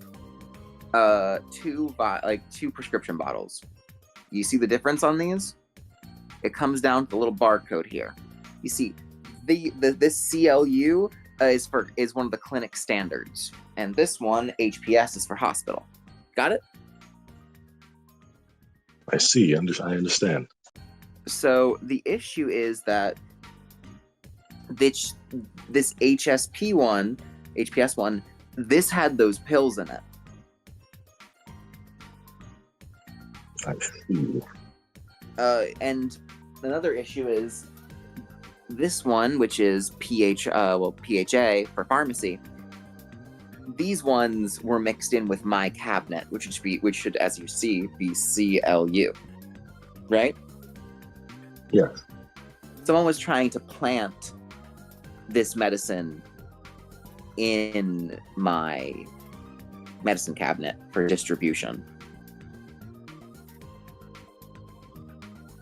This goes a little beyond a drug problem. This goes to be much more of a malpractice, larger issue. Well then, if I may ask, may I take a look at the pills currently? I gave them over to Esther. I'm sure she could let you look at them. I may be able to do some research. Usually not. I mainly prefer to use. Sure, I hand over a research. bottle. Mm-hmm. Okay. Right, blame was Yes. just casually. They're Switching red. with swords. They glitter like they glitter like rubies. They're very thick Oh, dang. in terms of how red they actually look almost grainy inside, and the way the light hits them is almost like looking at blood. Yep. These don't look to be, well, your average looking pills from what I see. Yeah. Tell me about much it. more shady is going on. I'll be looking forward to finding it out. If I can find the right man, or a certain man. Obviously a growing of irritation and, well, annoyance, mainly due to his old man brain kicking in, due to the fact of a certain, individual seeing, Jesus and all that. They didn't have making him travel so far. Yeah. So. Any other questions for me?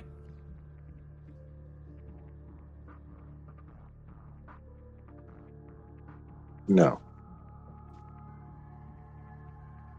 Be careful, it's gotten dark out there.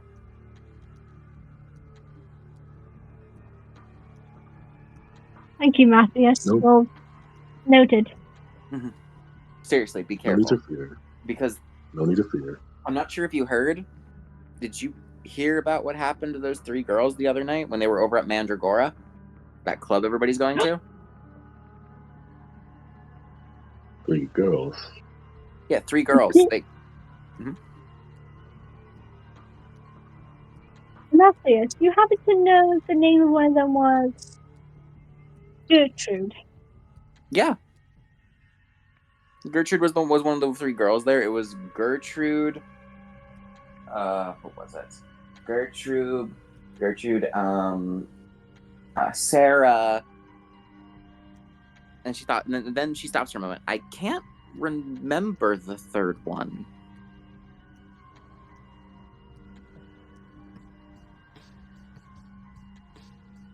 She looks honestly perplexed. I can't see. remember. Thank you. No, it's different than that. She's that girl. Wasn't she that girl? Was it even a girl? Are you having a trouble remembering? It's weird. I remember seeing her and knowing her name, but it's coming up blank. The more I try to think about it, the worse my headache gets. Damien begins to he stares more, not exactly cautious, but more aware that this is more than meets the eye than just your average shady deal, or I would say perplexed with the mystery of vampires and all that sort of stuff. That whatever is going on with her, not exactly remembering, this isn't exactly normal. It doesn't seem normal. She knows what she looks like and remembers that she knows her name, but can't even bother saying it. This is really strange. Maybe I've just been working too much. I'll let you know if I remember anything else. Jeez. Don't worry, Matthias. Thank you for your help. You've been so great. It's so late. I use psychometry to look into her mind. All right, you got to roll for me. So that's a 3 and perception. So that's 3. It's 6, I believe. I think four. it's 66. 7. Oh my bad, 7. 7d10. There's no way, bro. Made Yeah, up means. He's 7. always quick. Yeah. Slash roll 7d10. Let's see this. Oh shit! Woo! All right, 3 6. So that's actually gonna be 4 6. That's a lot of stuff, actually.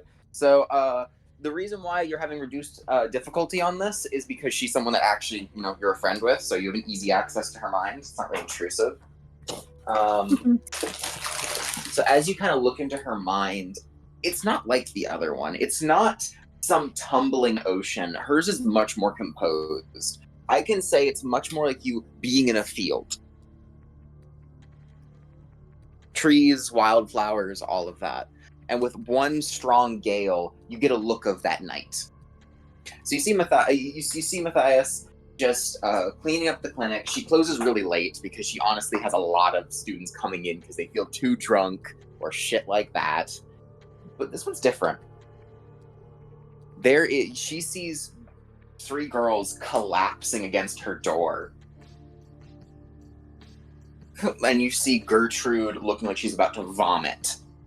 The other girl, Sarah, looking like she is about to pass out. There's next to no color in her eyes. Girl looks almost like induced blindness. And with them is a third girl who doesn't have a face.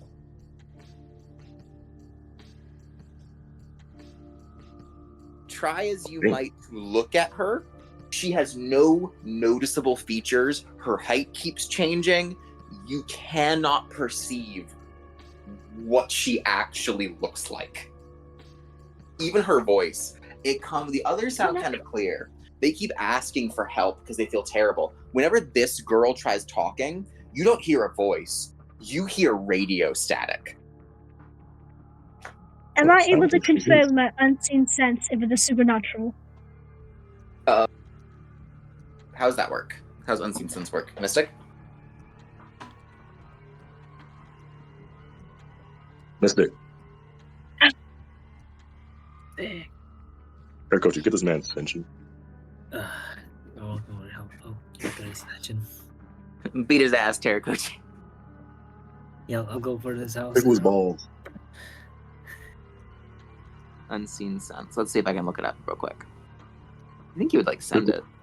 Let's see. Unseen Release the Terrakochi. Release the Terrakochi. Okay, here it is. Okay. All right, this will keep looking. I think I found it. All right. So yes, so you have to decide. So did you decide what the phenomenon was when you purchased it? Because you have to choose with unseen sense. You have to choose one of them. Yeah, it has to be a specific type of supernatural. Does it have to be like a specific clan, or just have to be the race? The race. Okay. I think it's a vampire with like invisibility. Oh no, I was saying in terms of when you purchased this trait, you choose one of those supernaturals, and that's the only one that will trigger this. Pick vampire. Yeah, pick vampire. Okay, so you pick vampire. Yes, your hair stands on end. That is a vampire. Something. Well, of course, you don't really know that in character directly, but the best I can communicate is this: that is in your brain, bloodsucker, parasite, nasty, disgusting, infiltrator, dangerous, predator. Okay. That girl, whoever was with them, yeah. So there's a brief moment where the memory shifts, fast forwards a little bit. Matthias lets them in, and she's giving them a basic checkup. And while she's checking on them, while her attention, from the corner of her eye, from her memory, you can see that girl, the one that you can't quite get the features of, edging herself to the right, subtly making her way out of Matthias's point of view, before coming back about maybe 3-4 minutes later, but Matthias hasn't noticed anything was wrong.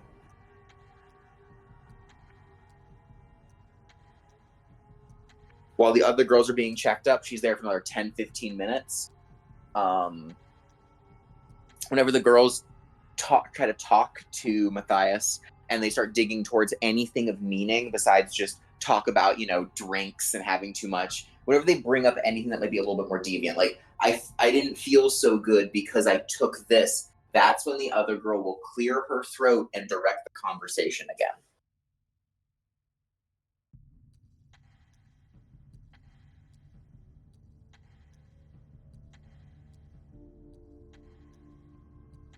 She is very much keeping a tight leash on this conversation and this whole interaction. After they're done there, hell, even before Gertrude gets a proper checkup, they are out the door again.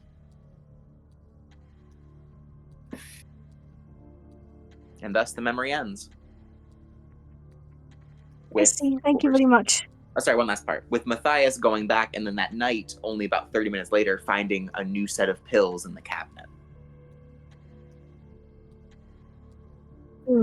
Okay. Thank you. Of course. Thank you for picking one of my favorite psychic abilities. Mystic. That one's really fun.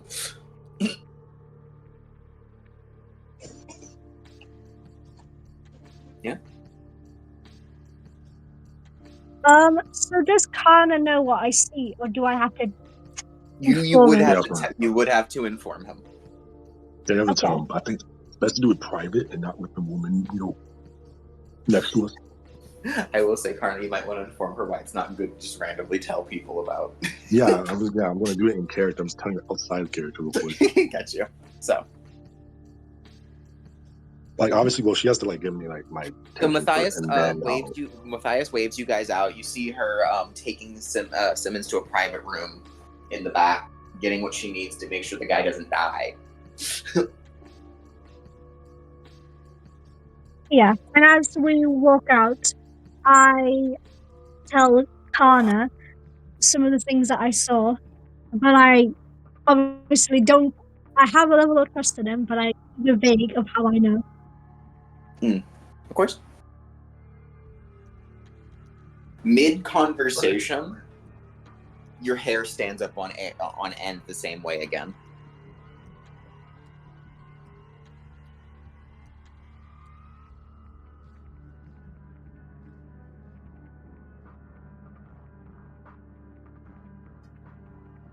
You feel that. You don't know where it's coming from, but your hair is warning you that another one of those things is nearby.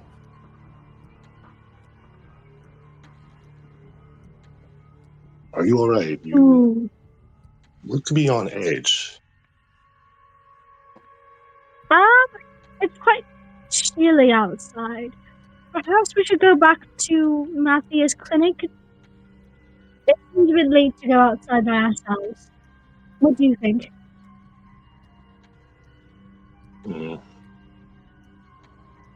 Well, if you do feel a bit on edge, and with the information that you have gathered, from looking at your friend's mind, which is quite an interesting ability, I will add,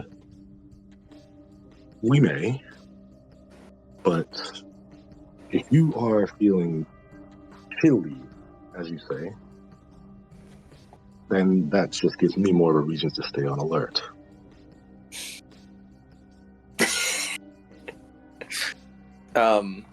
The presence that your hair this time now, while your hair staying on end, your fingers begin to tingle in a sweaty palm kind of way, as you feel as if it's getting closer.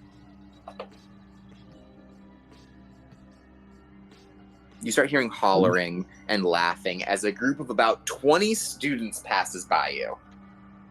What? They're all Wow. They're all rushing after each other, and you hear "Spring break, bitches!" And one of them smiles and goes, "Have a lovely one, Esther." Damien's going to since he's basically next to Esther, he's going to feel rather uncomfortable, mainly trying to adjust, his sword to not let anyone touch it or bump into him. And one of the It's girls in the crowd rather says, annoying. "Look, that prude Esther's got a boyfriend. Oh God! Have fun with your spring fling, nerd."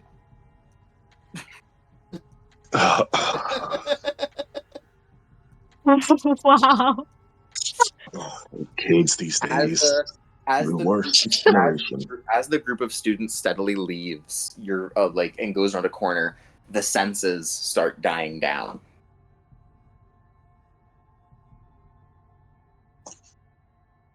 Damien would even right after before the crowd came, he did notice Esther's sweaty palm and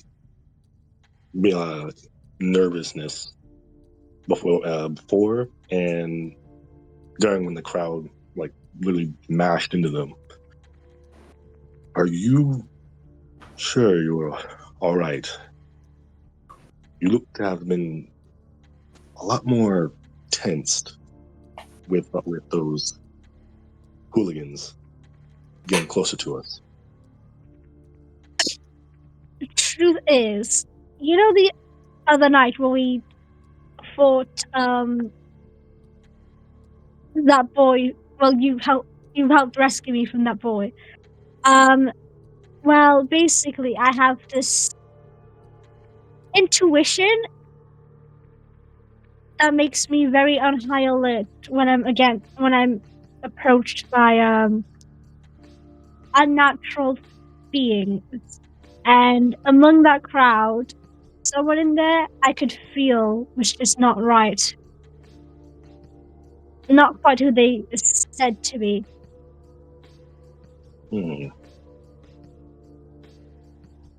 How peculiar. Are you sure? Positive. In fact, they gave a similar feeling to the one I was telling you about before. Was updating you about before regarding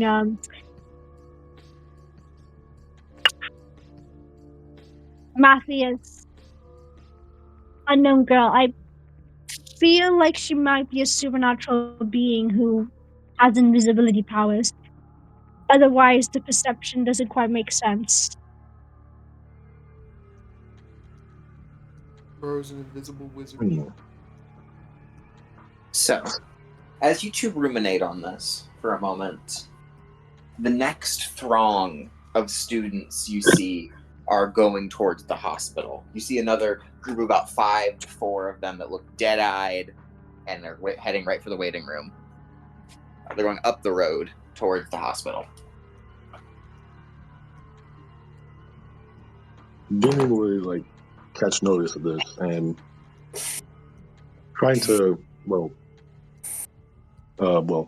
give a little bump to Hester and pointing directly at where those students are, the students, and where they're heading. I think it's best if we start asking those group of students over there, because if what happens with the same girls in what you said in Method's last night experience, then it's best we start there.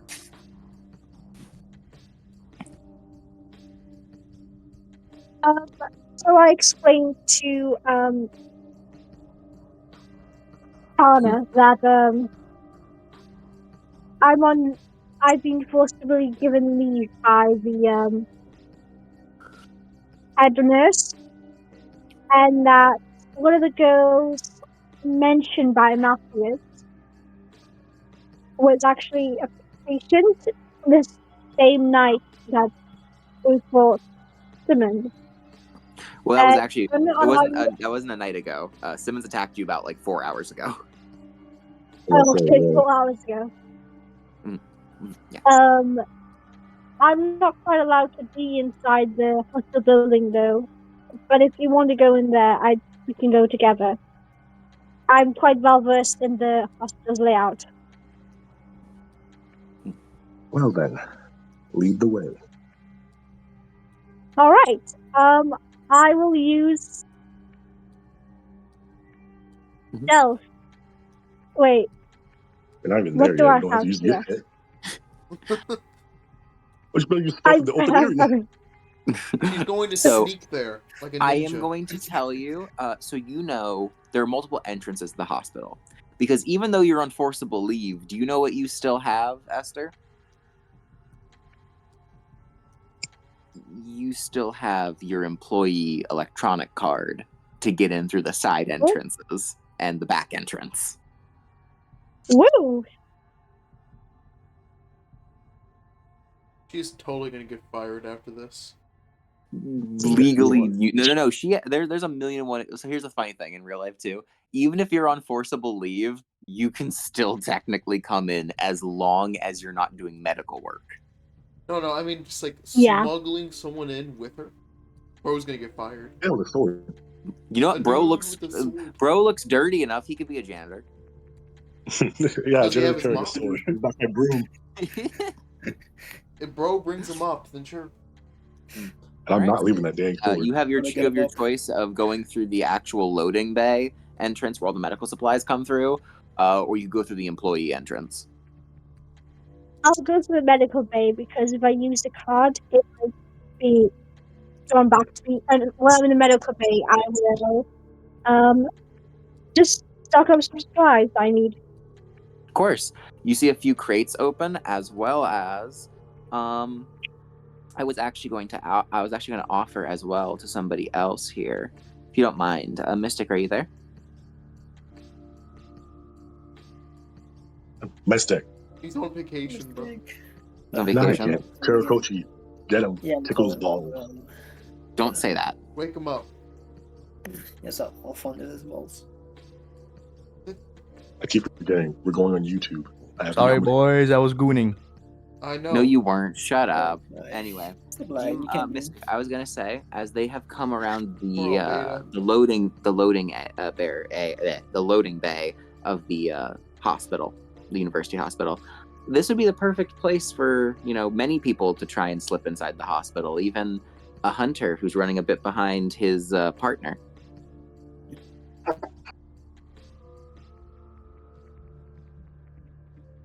Him. Oh, finally, I can Right, of actually course. talk. I see what you're trying to do. All right, okay, I'll play along. Bro's So, just calling you lazy. I'm not calling him lazy. I'll actually rely purely on my athletics here, as I will zip Oh. past. Oh no! I was gonna say you find a strange sight of not what you're expecting. There's no security back here at the moment. You see a a man, like a blondish sort of man, with blonde hair, looking very fair, almost like straight out of an oil painting, with a sword across his back, and you Oh. see a youngish kind of woman with long hair, and she's furiously opening up medical crates and taking shit. I mean, Bro, I was gonna I go will join her. What do you what mean? are you picking up? What are you picking up, by the way? What is Esther picking up? So some scalpels, surgery equipment like surgery needle, Mhm. saline, a needle or two, and Drinks. some bandages. Because why the heck not? Ever heard? If you look, you know what? I will let you know if you want something really good. Would you me a favor? Would you do investigation and perception? Hold on. Oh, Let me see. Nice spot. Yeah, Mystic. As you're coming up, you see these people, around the medical area. Just they don't. You're not really even like even from Bethel's point of view. I believe he's not even sure these people even work here, especially not the man with a fucking sword on his back. did He you has a say tiny sword investigation compared or to something mine. else? Investigation and perception. Perception. Okay. Ain't no way this So man is that's thinking about swords. a 4 for perception and 3 for investigation. Okay, that'd be Throw 7. it in. So 7. Let's see. / roll He's gonna get a 10. 7, Oh, jeez. 10. See, I Imagine. told Oh, you. yeah, still fucking great. All right, so you have found the Dang. pot. You have opened up a crate, and inside you find medical equipment. One of the main ones you're looking at is ever heard of an express syringe, aka a syringe gun, No. Oh, an express injector. Yeah. Oh, but her. These are used for painless injections, very fast. Damn. More importantly, the hypodermic needles alongside it, you find roughly 2 needles worth, like 2 full syringes of what is that called again? Of essentially, it's a solution that is a bunch of basically anesthesia. So you have 2 full syringes of something that can make a grown man pass out. I can shoot anesthesia people now. Well, no, these are for injecting. Like the gun just helps you inject it really fast. It's not like a shooting. You don't shoot the syringe An actual gun. because I'll show you just for reference. I'm sure you've seen them. I'm gonna show you. So it's called a syringe gun because it looks like it looks like a gun, but all it does is just have I'll show you a compression that Is it just more like a pushes. stapler? It looks sort of like that. It's used to push the contents of the needle, like here. This. It pushes the contents of the needle in extremely quickly. Yeah. Wow, that's deadly looking. Yeah. They're pretty small. It's also known as a PDL gun. It fits in your hand. But yeah, so as you pull up out of that with your lucky find, you notice a man standing there. Well, go on, describe yourself, Bethel. Full description? Alright, okay, I mean, if hold you'd on. like to, whatever you Let me want, get whatever you my... want to say to yourself. Alright, but let me get my dogs. Hold on. I have it here.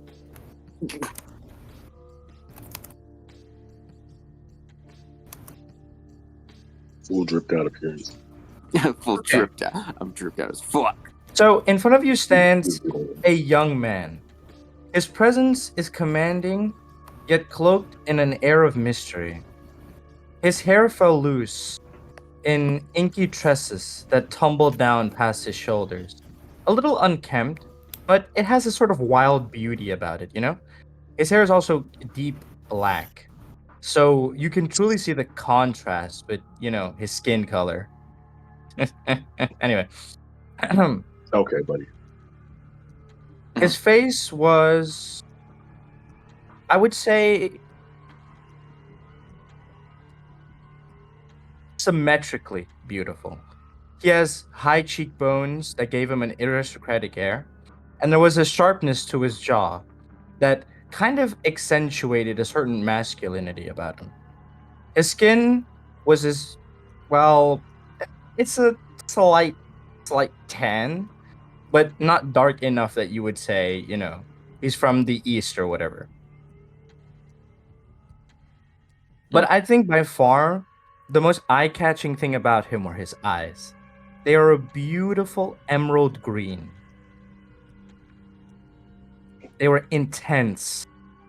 And it almost felt like, in the dark, it was like the eyes of a predator eyeing you down, looking at prey. He's dressed in a trench coat, generally speaking. It's covering up what seems to be a two-piece suit.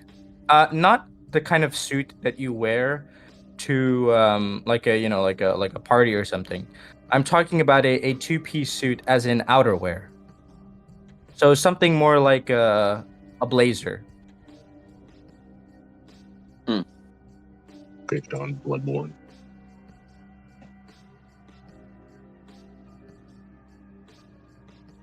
All right. Hello? Did I cut out? Yeah. No, you're fine. You're fine. You're good. You're good. All right.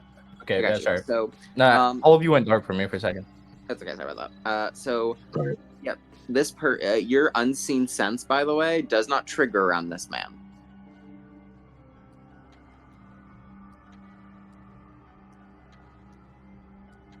So At the very if no one's least, gonna say anything, He's not a vampire. I'm going to pull out my shotgun and point it at them.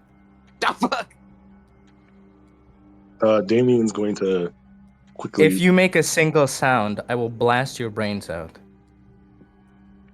Damien's going to quickly reach for his sword, but doesn't pull it out yet, just because the guy obviously has a gun, and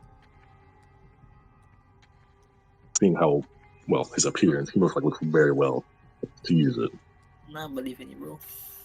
What do you want? But All right, Esther. He just pulled a shotgun is pointing at you and Damien, and he's telling you if you make a single sound, he's gonna blow your brains out.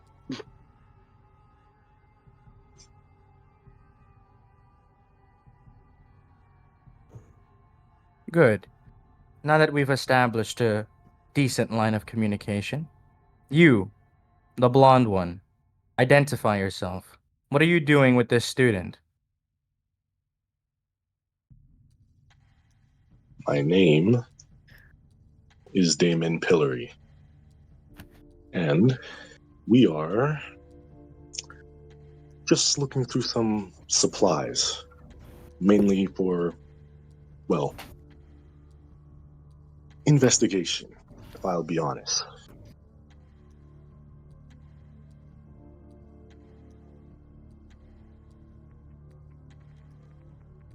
You're carrying a sword.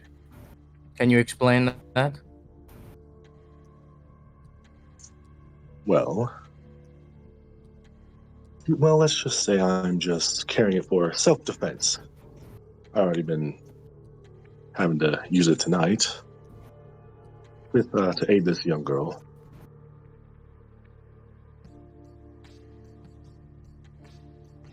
Is he telling the truth? He looks over at Esther.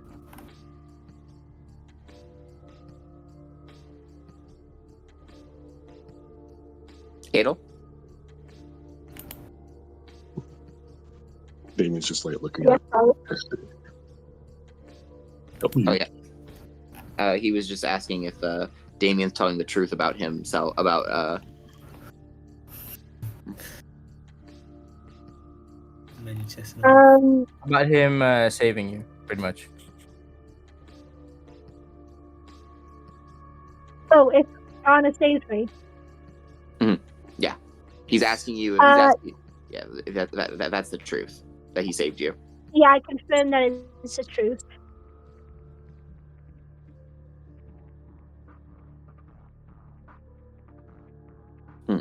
Show me your student ID. What?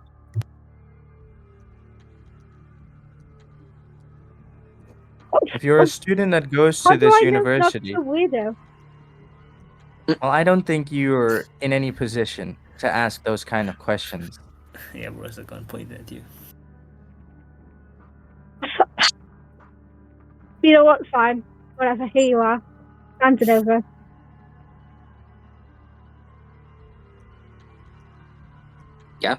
It's legit, Mystic.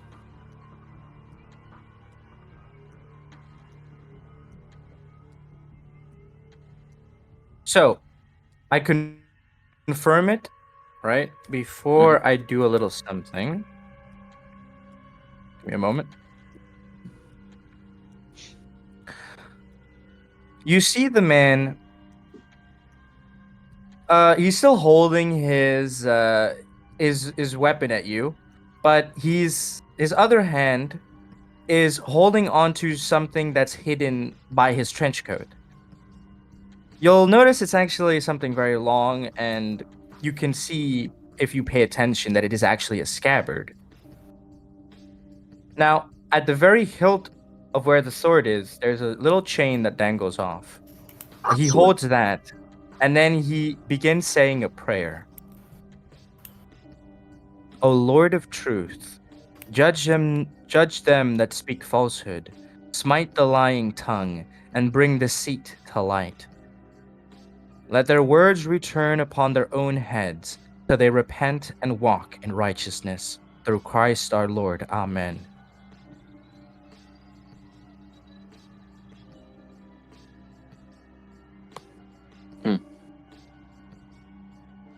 Yep, nothing.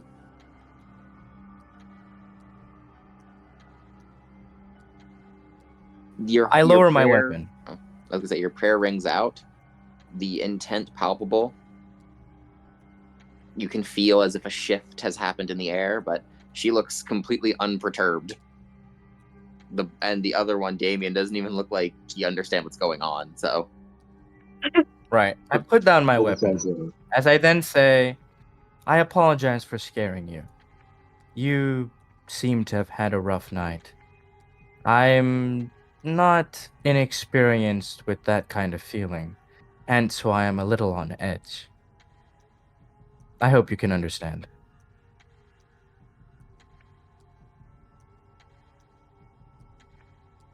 well, seeing with the experience we had lately, I can agree, young man. As he said, like he's like lets go of like the handle of his sword and becomes more relaxed. No, and he's also taking rather interest of Bethel's little sword there that's hidden. I reach out a hand as an olive branch for a handshake. How does wait? It's a three-way handshake. Sorry, what? What? Yeah, what? There's three of us. Oh, how do are we we take having a turns? hand? No, handshake? it's not. It's not to you. It's not to you, Esther. It's towards the. It's towards the Ah, Bondi okay. over here. Damien. Okay, got it. David would take the handshake and firmly shake it like a good proud gentleman and knight.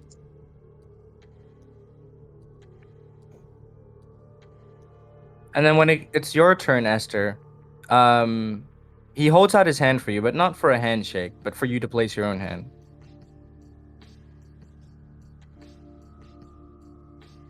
Should you agree?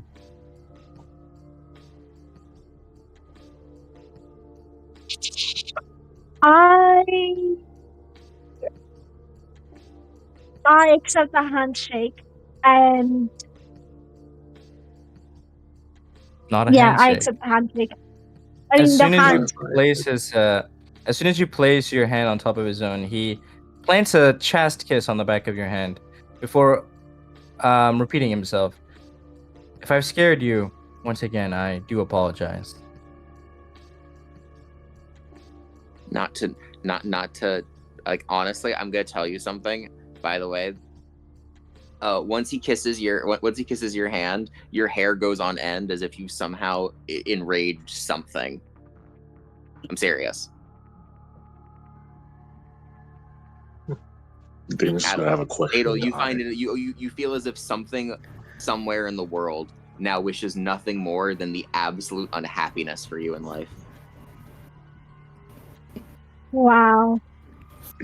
I use psychometry. On him? Yes. Wait, hold on. Yeah, why on him? Okay. You know what, girl? You get this one Can I for resist? free. You get this. Can I resist? It's not like that. It doesn't No. matter if you resist. It's her just Oh being. my god, bro. So all you get the moment that you try peeking in his brain is you just imagine a girl. You see a girl with very beautiful white hair. She's in a wheelchair and she looks at you with a face that can only be read as pure contempt. Oh no. Her eyes are icy, and the longer she stares at you, the more you feel a sort of invisible bondage around your throat, throttling you. Her gaze stings, it burns. It causes your brain to tingle in ways that no human should, as if there are spider legs digging into your brain matter. When you actually get, and honestly, it's not even a good awakening. The moment that you try to wake up, you get pulled in closer, and you can almost imagine that girl backhanding you out of his mind. Damn. Jeez. Wow. You got off easy that time, but you get the feeling that was a warning. Yeah. Of course, to everyone else, Bethel included, all it looks like is that you just suddenly had the wind knocked out of you by something. I'm just sleepy. Ignore it, guys. I'll send you a That picture of that looked more than you being sleepy. Are you all right? Yeah. I mean, in all fairness, we've had a long night. I mean, long 4 hours. You being in there for half of it. Damien's just gonna look at Bethel and look back at Yeah, that's her, by the way. Look in chat. Lester. You'll see her in general chat. That's the girl that you saw. Just at you for it. Dang, she has a bird.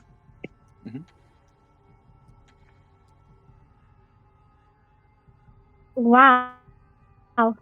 It's so pretty. Yeah. By the way, Mystic, you as well, for some reason, get the nagging feeling that the next time you see Eliza, she's gonna be extra pissed at you.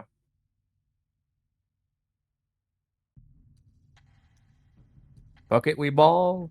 2 more points for jealous bitches. Hey, you know what's crazy? You know what's crazy? If she sees me next time. Fuck you, man. Anyway. Wow. Okay, so what's important here is while you guys are Okay. talking, Going back. I was gonna say. Sorry, yeah. I was just gonna. I was gonna start off a conversation, unless you want to do the scene. Oh no, you can. I was gonna say. This is important here as you guys are here trying to talk for a moment. Mystic, you get the feel. Your hunter senses kick back in. Your instincts.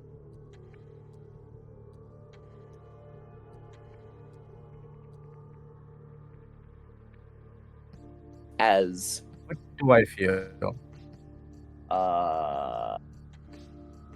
a familiar feeling, as the ambient presence you felt around Bella, the thing that you couldn't meet personally.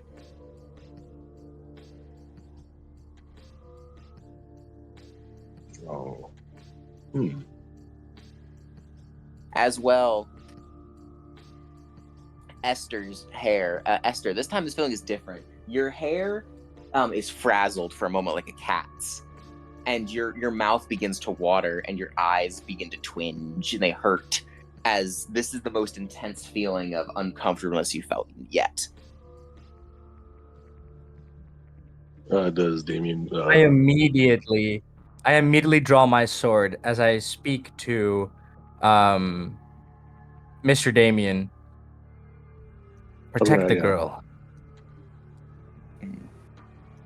Before I do anything, I'm gonna ask like, does Damien like feel anything, or just a heads up for like Sai? Mhm. Okay. Uh, going out, looking back at Bethel, Damien would also draw his own sword and take stance while not getting much closer to Esther. Esther. Yeah, understood. You hear someone sigh out. I'm not here to threaten you, you stupid concrete dweller. Soil defiler. Smog bringer. Path discarder. As they're muttering louder and louder, you see a shape, a person sort of. They're not coming out of the shadows of a tree though.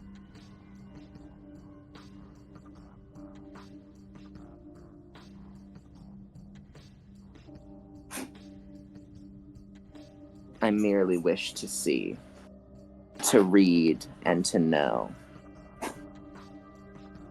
I'm just here to see how things go along. Unfortunately, as you've noticed, my presence overwhelms you pitiful concrete dwellers.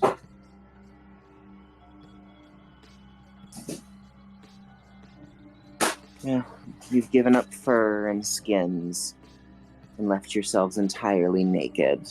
But in this case, I guess you did obtain something out of it. Awareness.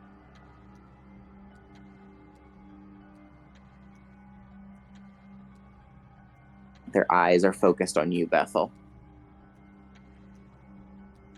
It's very rude to snoop about someone when you can just simply ask.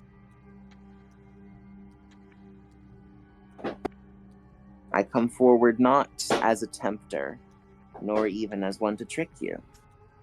My dealings are fair a deal as any of you are deserving.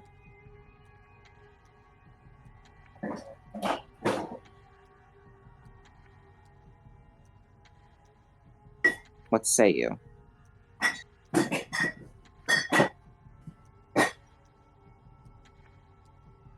Why should I?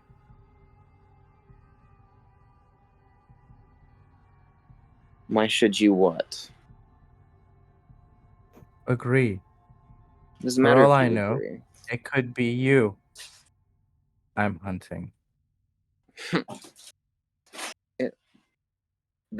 You see them kind of grit their teeth slightly. This methodology is not available to me.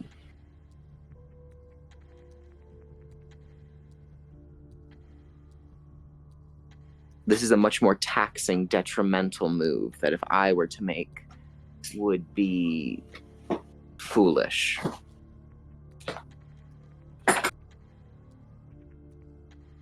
You're essentially asking the sun to shine like the moon.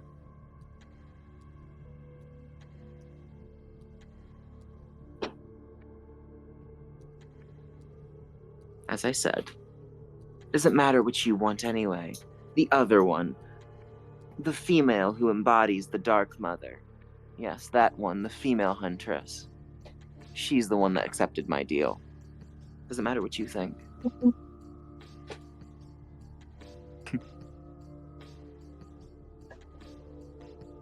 What? Not you. Oh, The other okay. one. Damien's just gonna raise a brow, looking directly at Ooh. And quickly you look hear, are you, and what would that happen to be? A knight? Is that what you believe you are? And you can still, they're pointing at you, Damien. A knight in this day and age. But I'd never see the day. Well, every era needs a chivalrous knight, beast. Yes. I am beginning to think that this was the right choice after all. Yes, knight. Right choice. Mhm. What are you on about? Come making sure this journey, this little trip outside of my territory. You wish to be a knight, yes. You wish to truly be a knight? Well, It's the only reason why I'm even here. you're looking at the tester of knights. You caught me in a good mood, mortal. I'm willing to let slip something.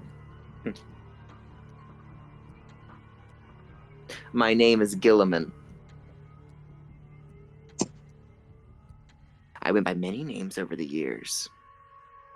The most famous of which that you humans like to talk about is the Green Knight. Mayhaps you know of that. Mayhaps you know of that story. Damien's eyes would like widen hearing him speak of the Green Knights, especially since most of him and the others have been, well, researching and know most of our story and legend. Mm-hmm. You're the Green Knight. One of. But I am the one that tested Gawain.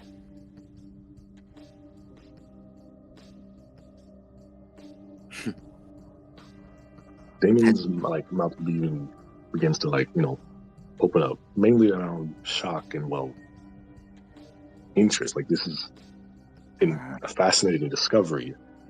His mind begins to ramble on quickly, but he still remains alert. There's an obvious smugness mystic to how easy it was to capture Damien's attention. I don't have time for this. If you wish to entertain the ramblings of some tree hugger, go ahead. I have better things to do tonight. This is not who we're looking for. I'm not who you're looking for, but the son of Janus is.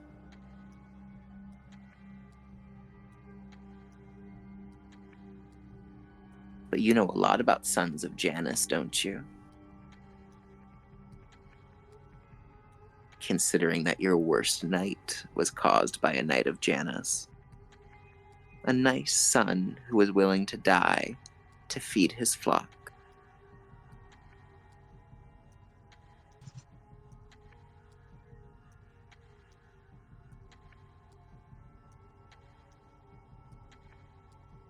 You know, you archaic relics really do like talking in riddles.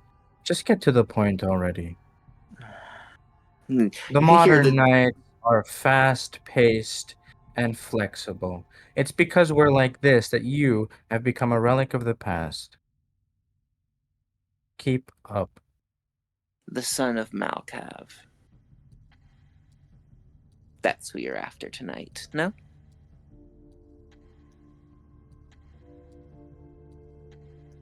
There's a Malkavian here.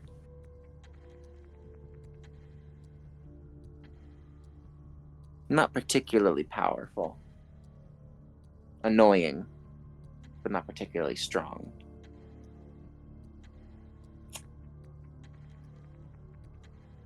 This one will be very strange to you, I'm sure. For they have... He stares at you and then he thinks about the words. They have thinned their own blood.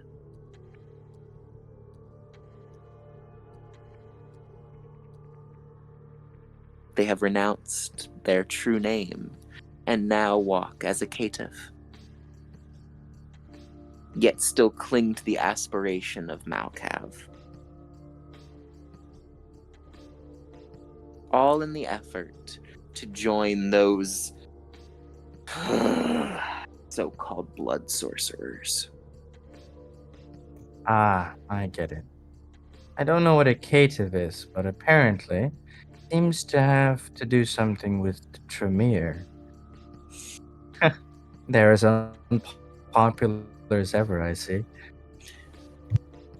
Caitiff. Think of this as a sign of goodwill.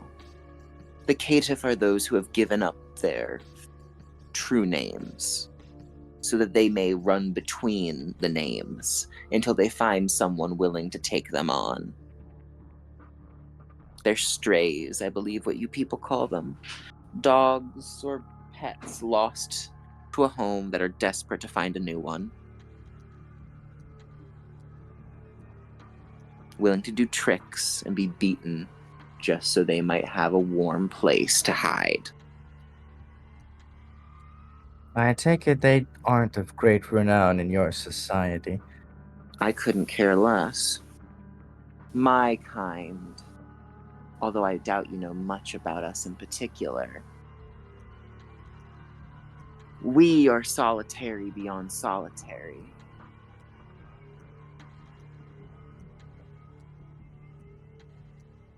We don't even interact with each other.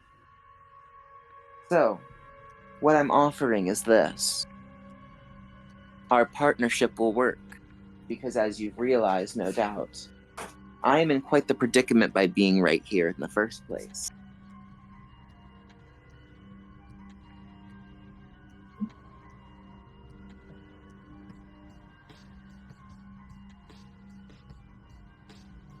Trying to borrow the hunter's blade. That hasn't gone very well for your kind before. It seems rather bold, reckless, to appear in front of a hunter like that. We're Wrong. not very well known for our mercy. You forget. I do not seek to use you. I seek, and you see them almost struggling with the word, as if it's against their very nature, to bargain. To reach their neck kind of bends in a painful, as, like, once again, these words almost like bile to them.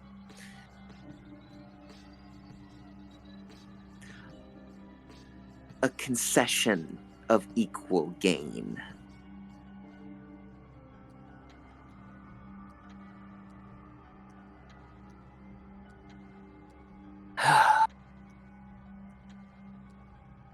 I will enlighten you on one reason why you should join with me, so long as you promise that for the next fortnight you will not draw your sword against me, unless I attack you or do you direct harm.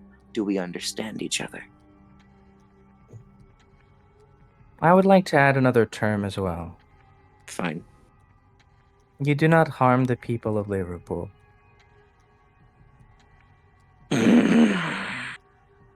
As long as they do not wander into my direct territory. I can accept those terms.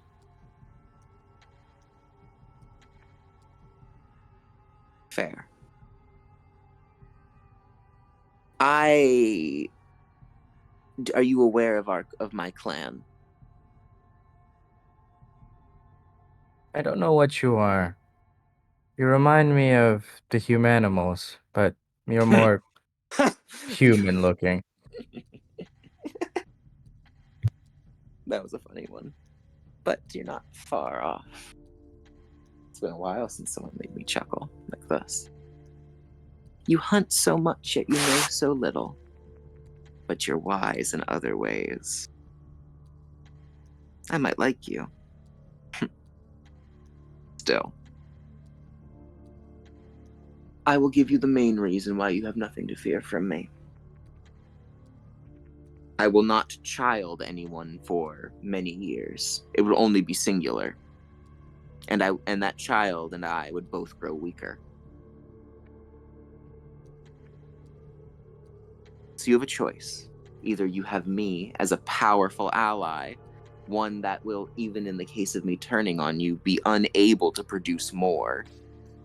Or you could throw your lot in with the roaches and allow them to breed helplessly and face an unknowing amount of odds and shovel heads that could be replenished within a night. They're recovering already. Of course, you don't believe that the massacre of 1999 was honestly enough to destroy them. Those woods were my territory. Before you ask, I saw much of that night.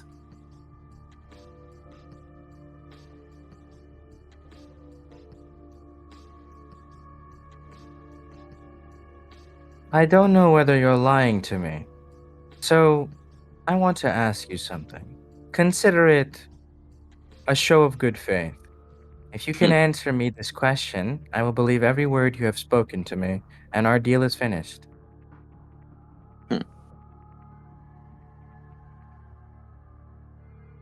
Speak.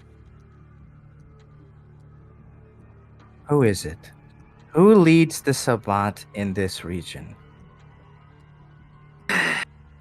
They kind of like, you see them kind of like, they just kind of gasp out, like, just with the most amount of like disappointed for a question you could possibly ask. Their name is Archibald. They're a particularly cruel and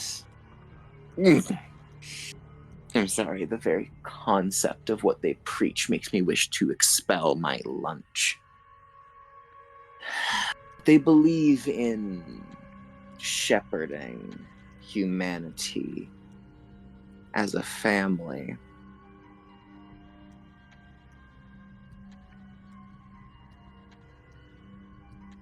They are not a vampire, any form of Cainite that you have ever encountered. They're not from this region. Even I have never met them personally. I know of them. I've seen their strength. If I was at the power and given the time I needed, I could easily crush them and assert myself, even though I have no need for such a disgusting organization. It's too unnatural.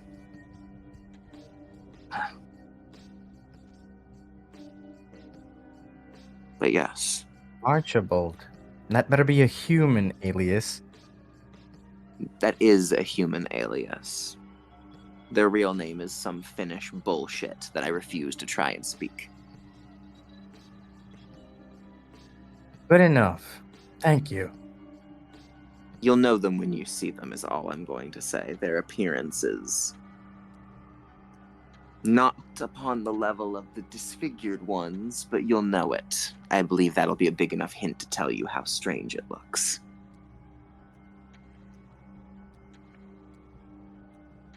Now, do you trust me?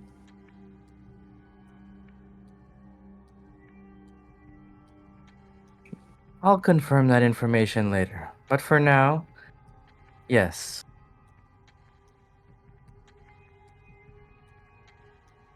There's a revenant inside the building. I put on a confused expression. Same. You don't know what one of those is? Once again, you hunters know so little. Think of it as a particularly powerful ghoul with free will.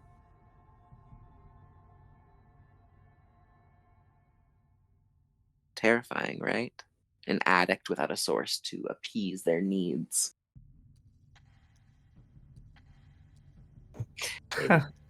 A slave that has escaped its bonds and aims to drain its master. Sounds like a good Yes, deal to me. you would say, but this one has turned his fate in with wants of ascension. He wishes to hold the leash on others. He wishes to dance the night circle and become one of us.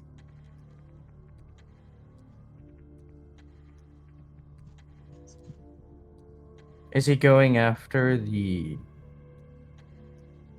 He is not son going of after. Malkav? No.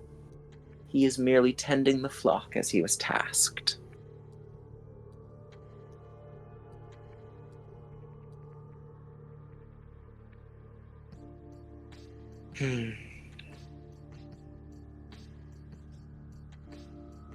Any other information will require a pittance from you. And no, I do not want your blood.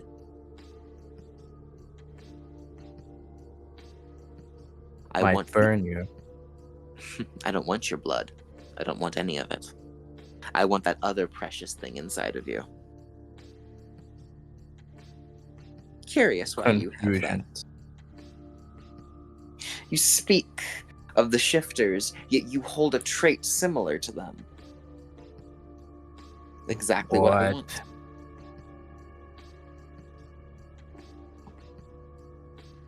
It's valuable to me, but useless to you. Now that's a very touchy subject. Mm. If you grant me what I want, I'll reveal to you any 2 questions. Or just one if you allow me to take a sip. Drop Tell you it. What'd you say? I said drop it. You hear the actual hiff, like almost as if you've greatly offended them, as if you denied them what they've been actually after the whole time.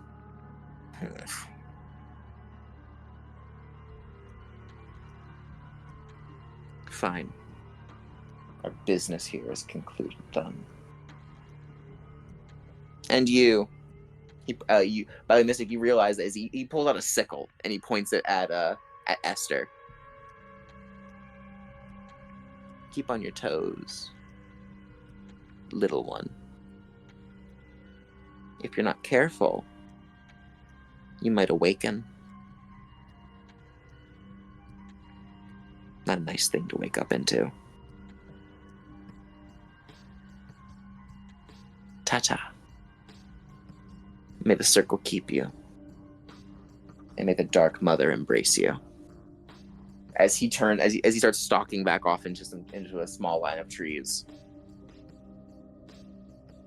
Mystic, your actual holy symbol, as you look at it, has been tarnished. Oh fuck. Yeah, it was overwhelmed by the actual power of this vampiric entity. Damn. Okay. You Good see, thing I didn't fight. It's been rusted over, and you see that actually parts of it are covered in almost small bits of like acorn and like oak leaves, which have constricted and actually almost like bent parts of it. So, actually, I want to tell you this. I think I explained it to you before, but I think you may have forgotten. Hmm. Since it's a sort of a Gnostic type belief, the true holy emblem isn't Yeah. necessarily, I know the sword it's itself. whatever you're wielding. I was just saying like the actual thing though that was. No, I meant the symbol. The symbol is the start of the holy emblem. Remember, I told you that on his wrists he has like the tattoos of the religious symbols. No, you never told me that. Yeah, no, I mentioned this before in one of the sessions. I think you may have forgotten, but that counts as the one that grasps the holy symbol. So if he corrupted my thing, that should like hurt my hand or something. I Yeah, don't your know. hands are your hands are almost as if you've been like you were just running in poison ivy. Damn. The ink on the tattoo is actually being bled off.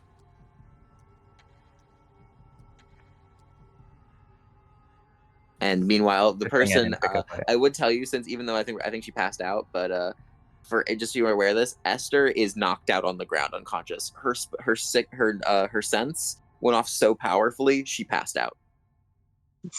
Dave was going to quickly check on her. And we'll end off with that. Okay. Oh, damn. I'm not sure if you guys enjoyed this session or not, but Oh, we're I done, did. done? We're done. Alright.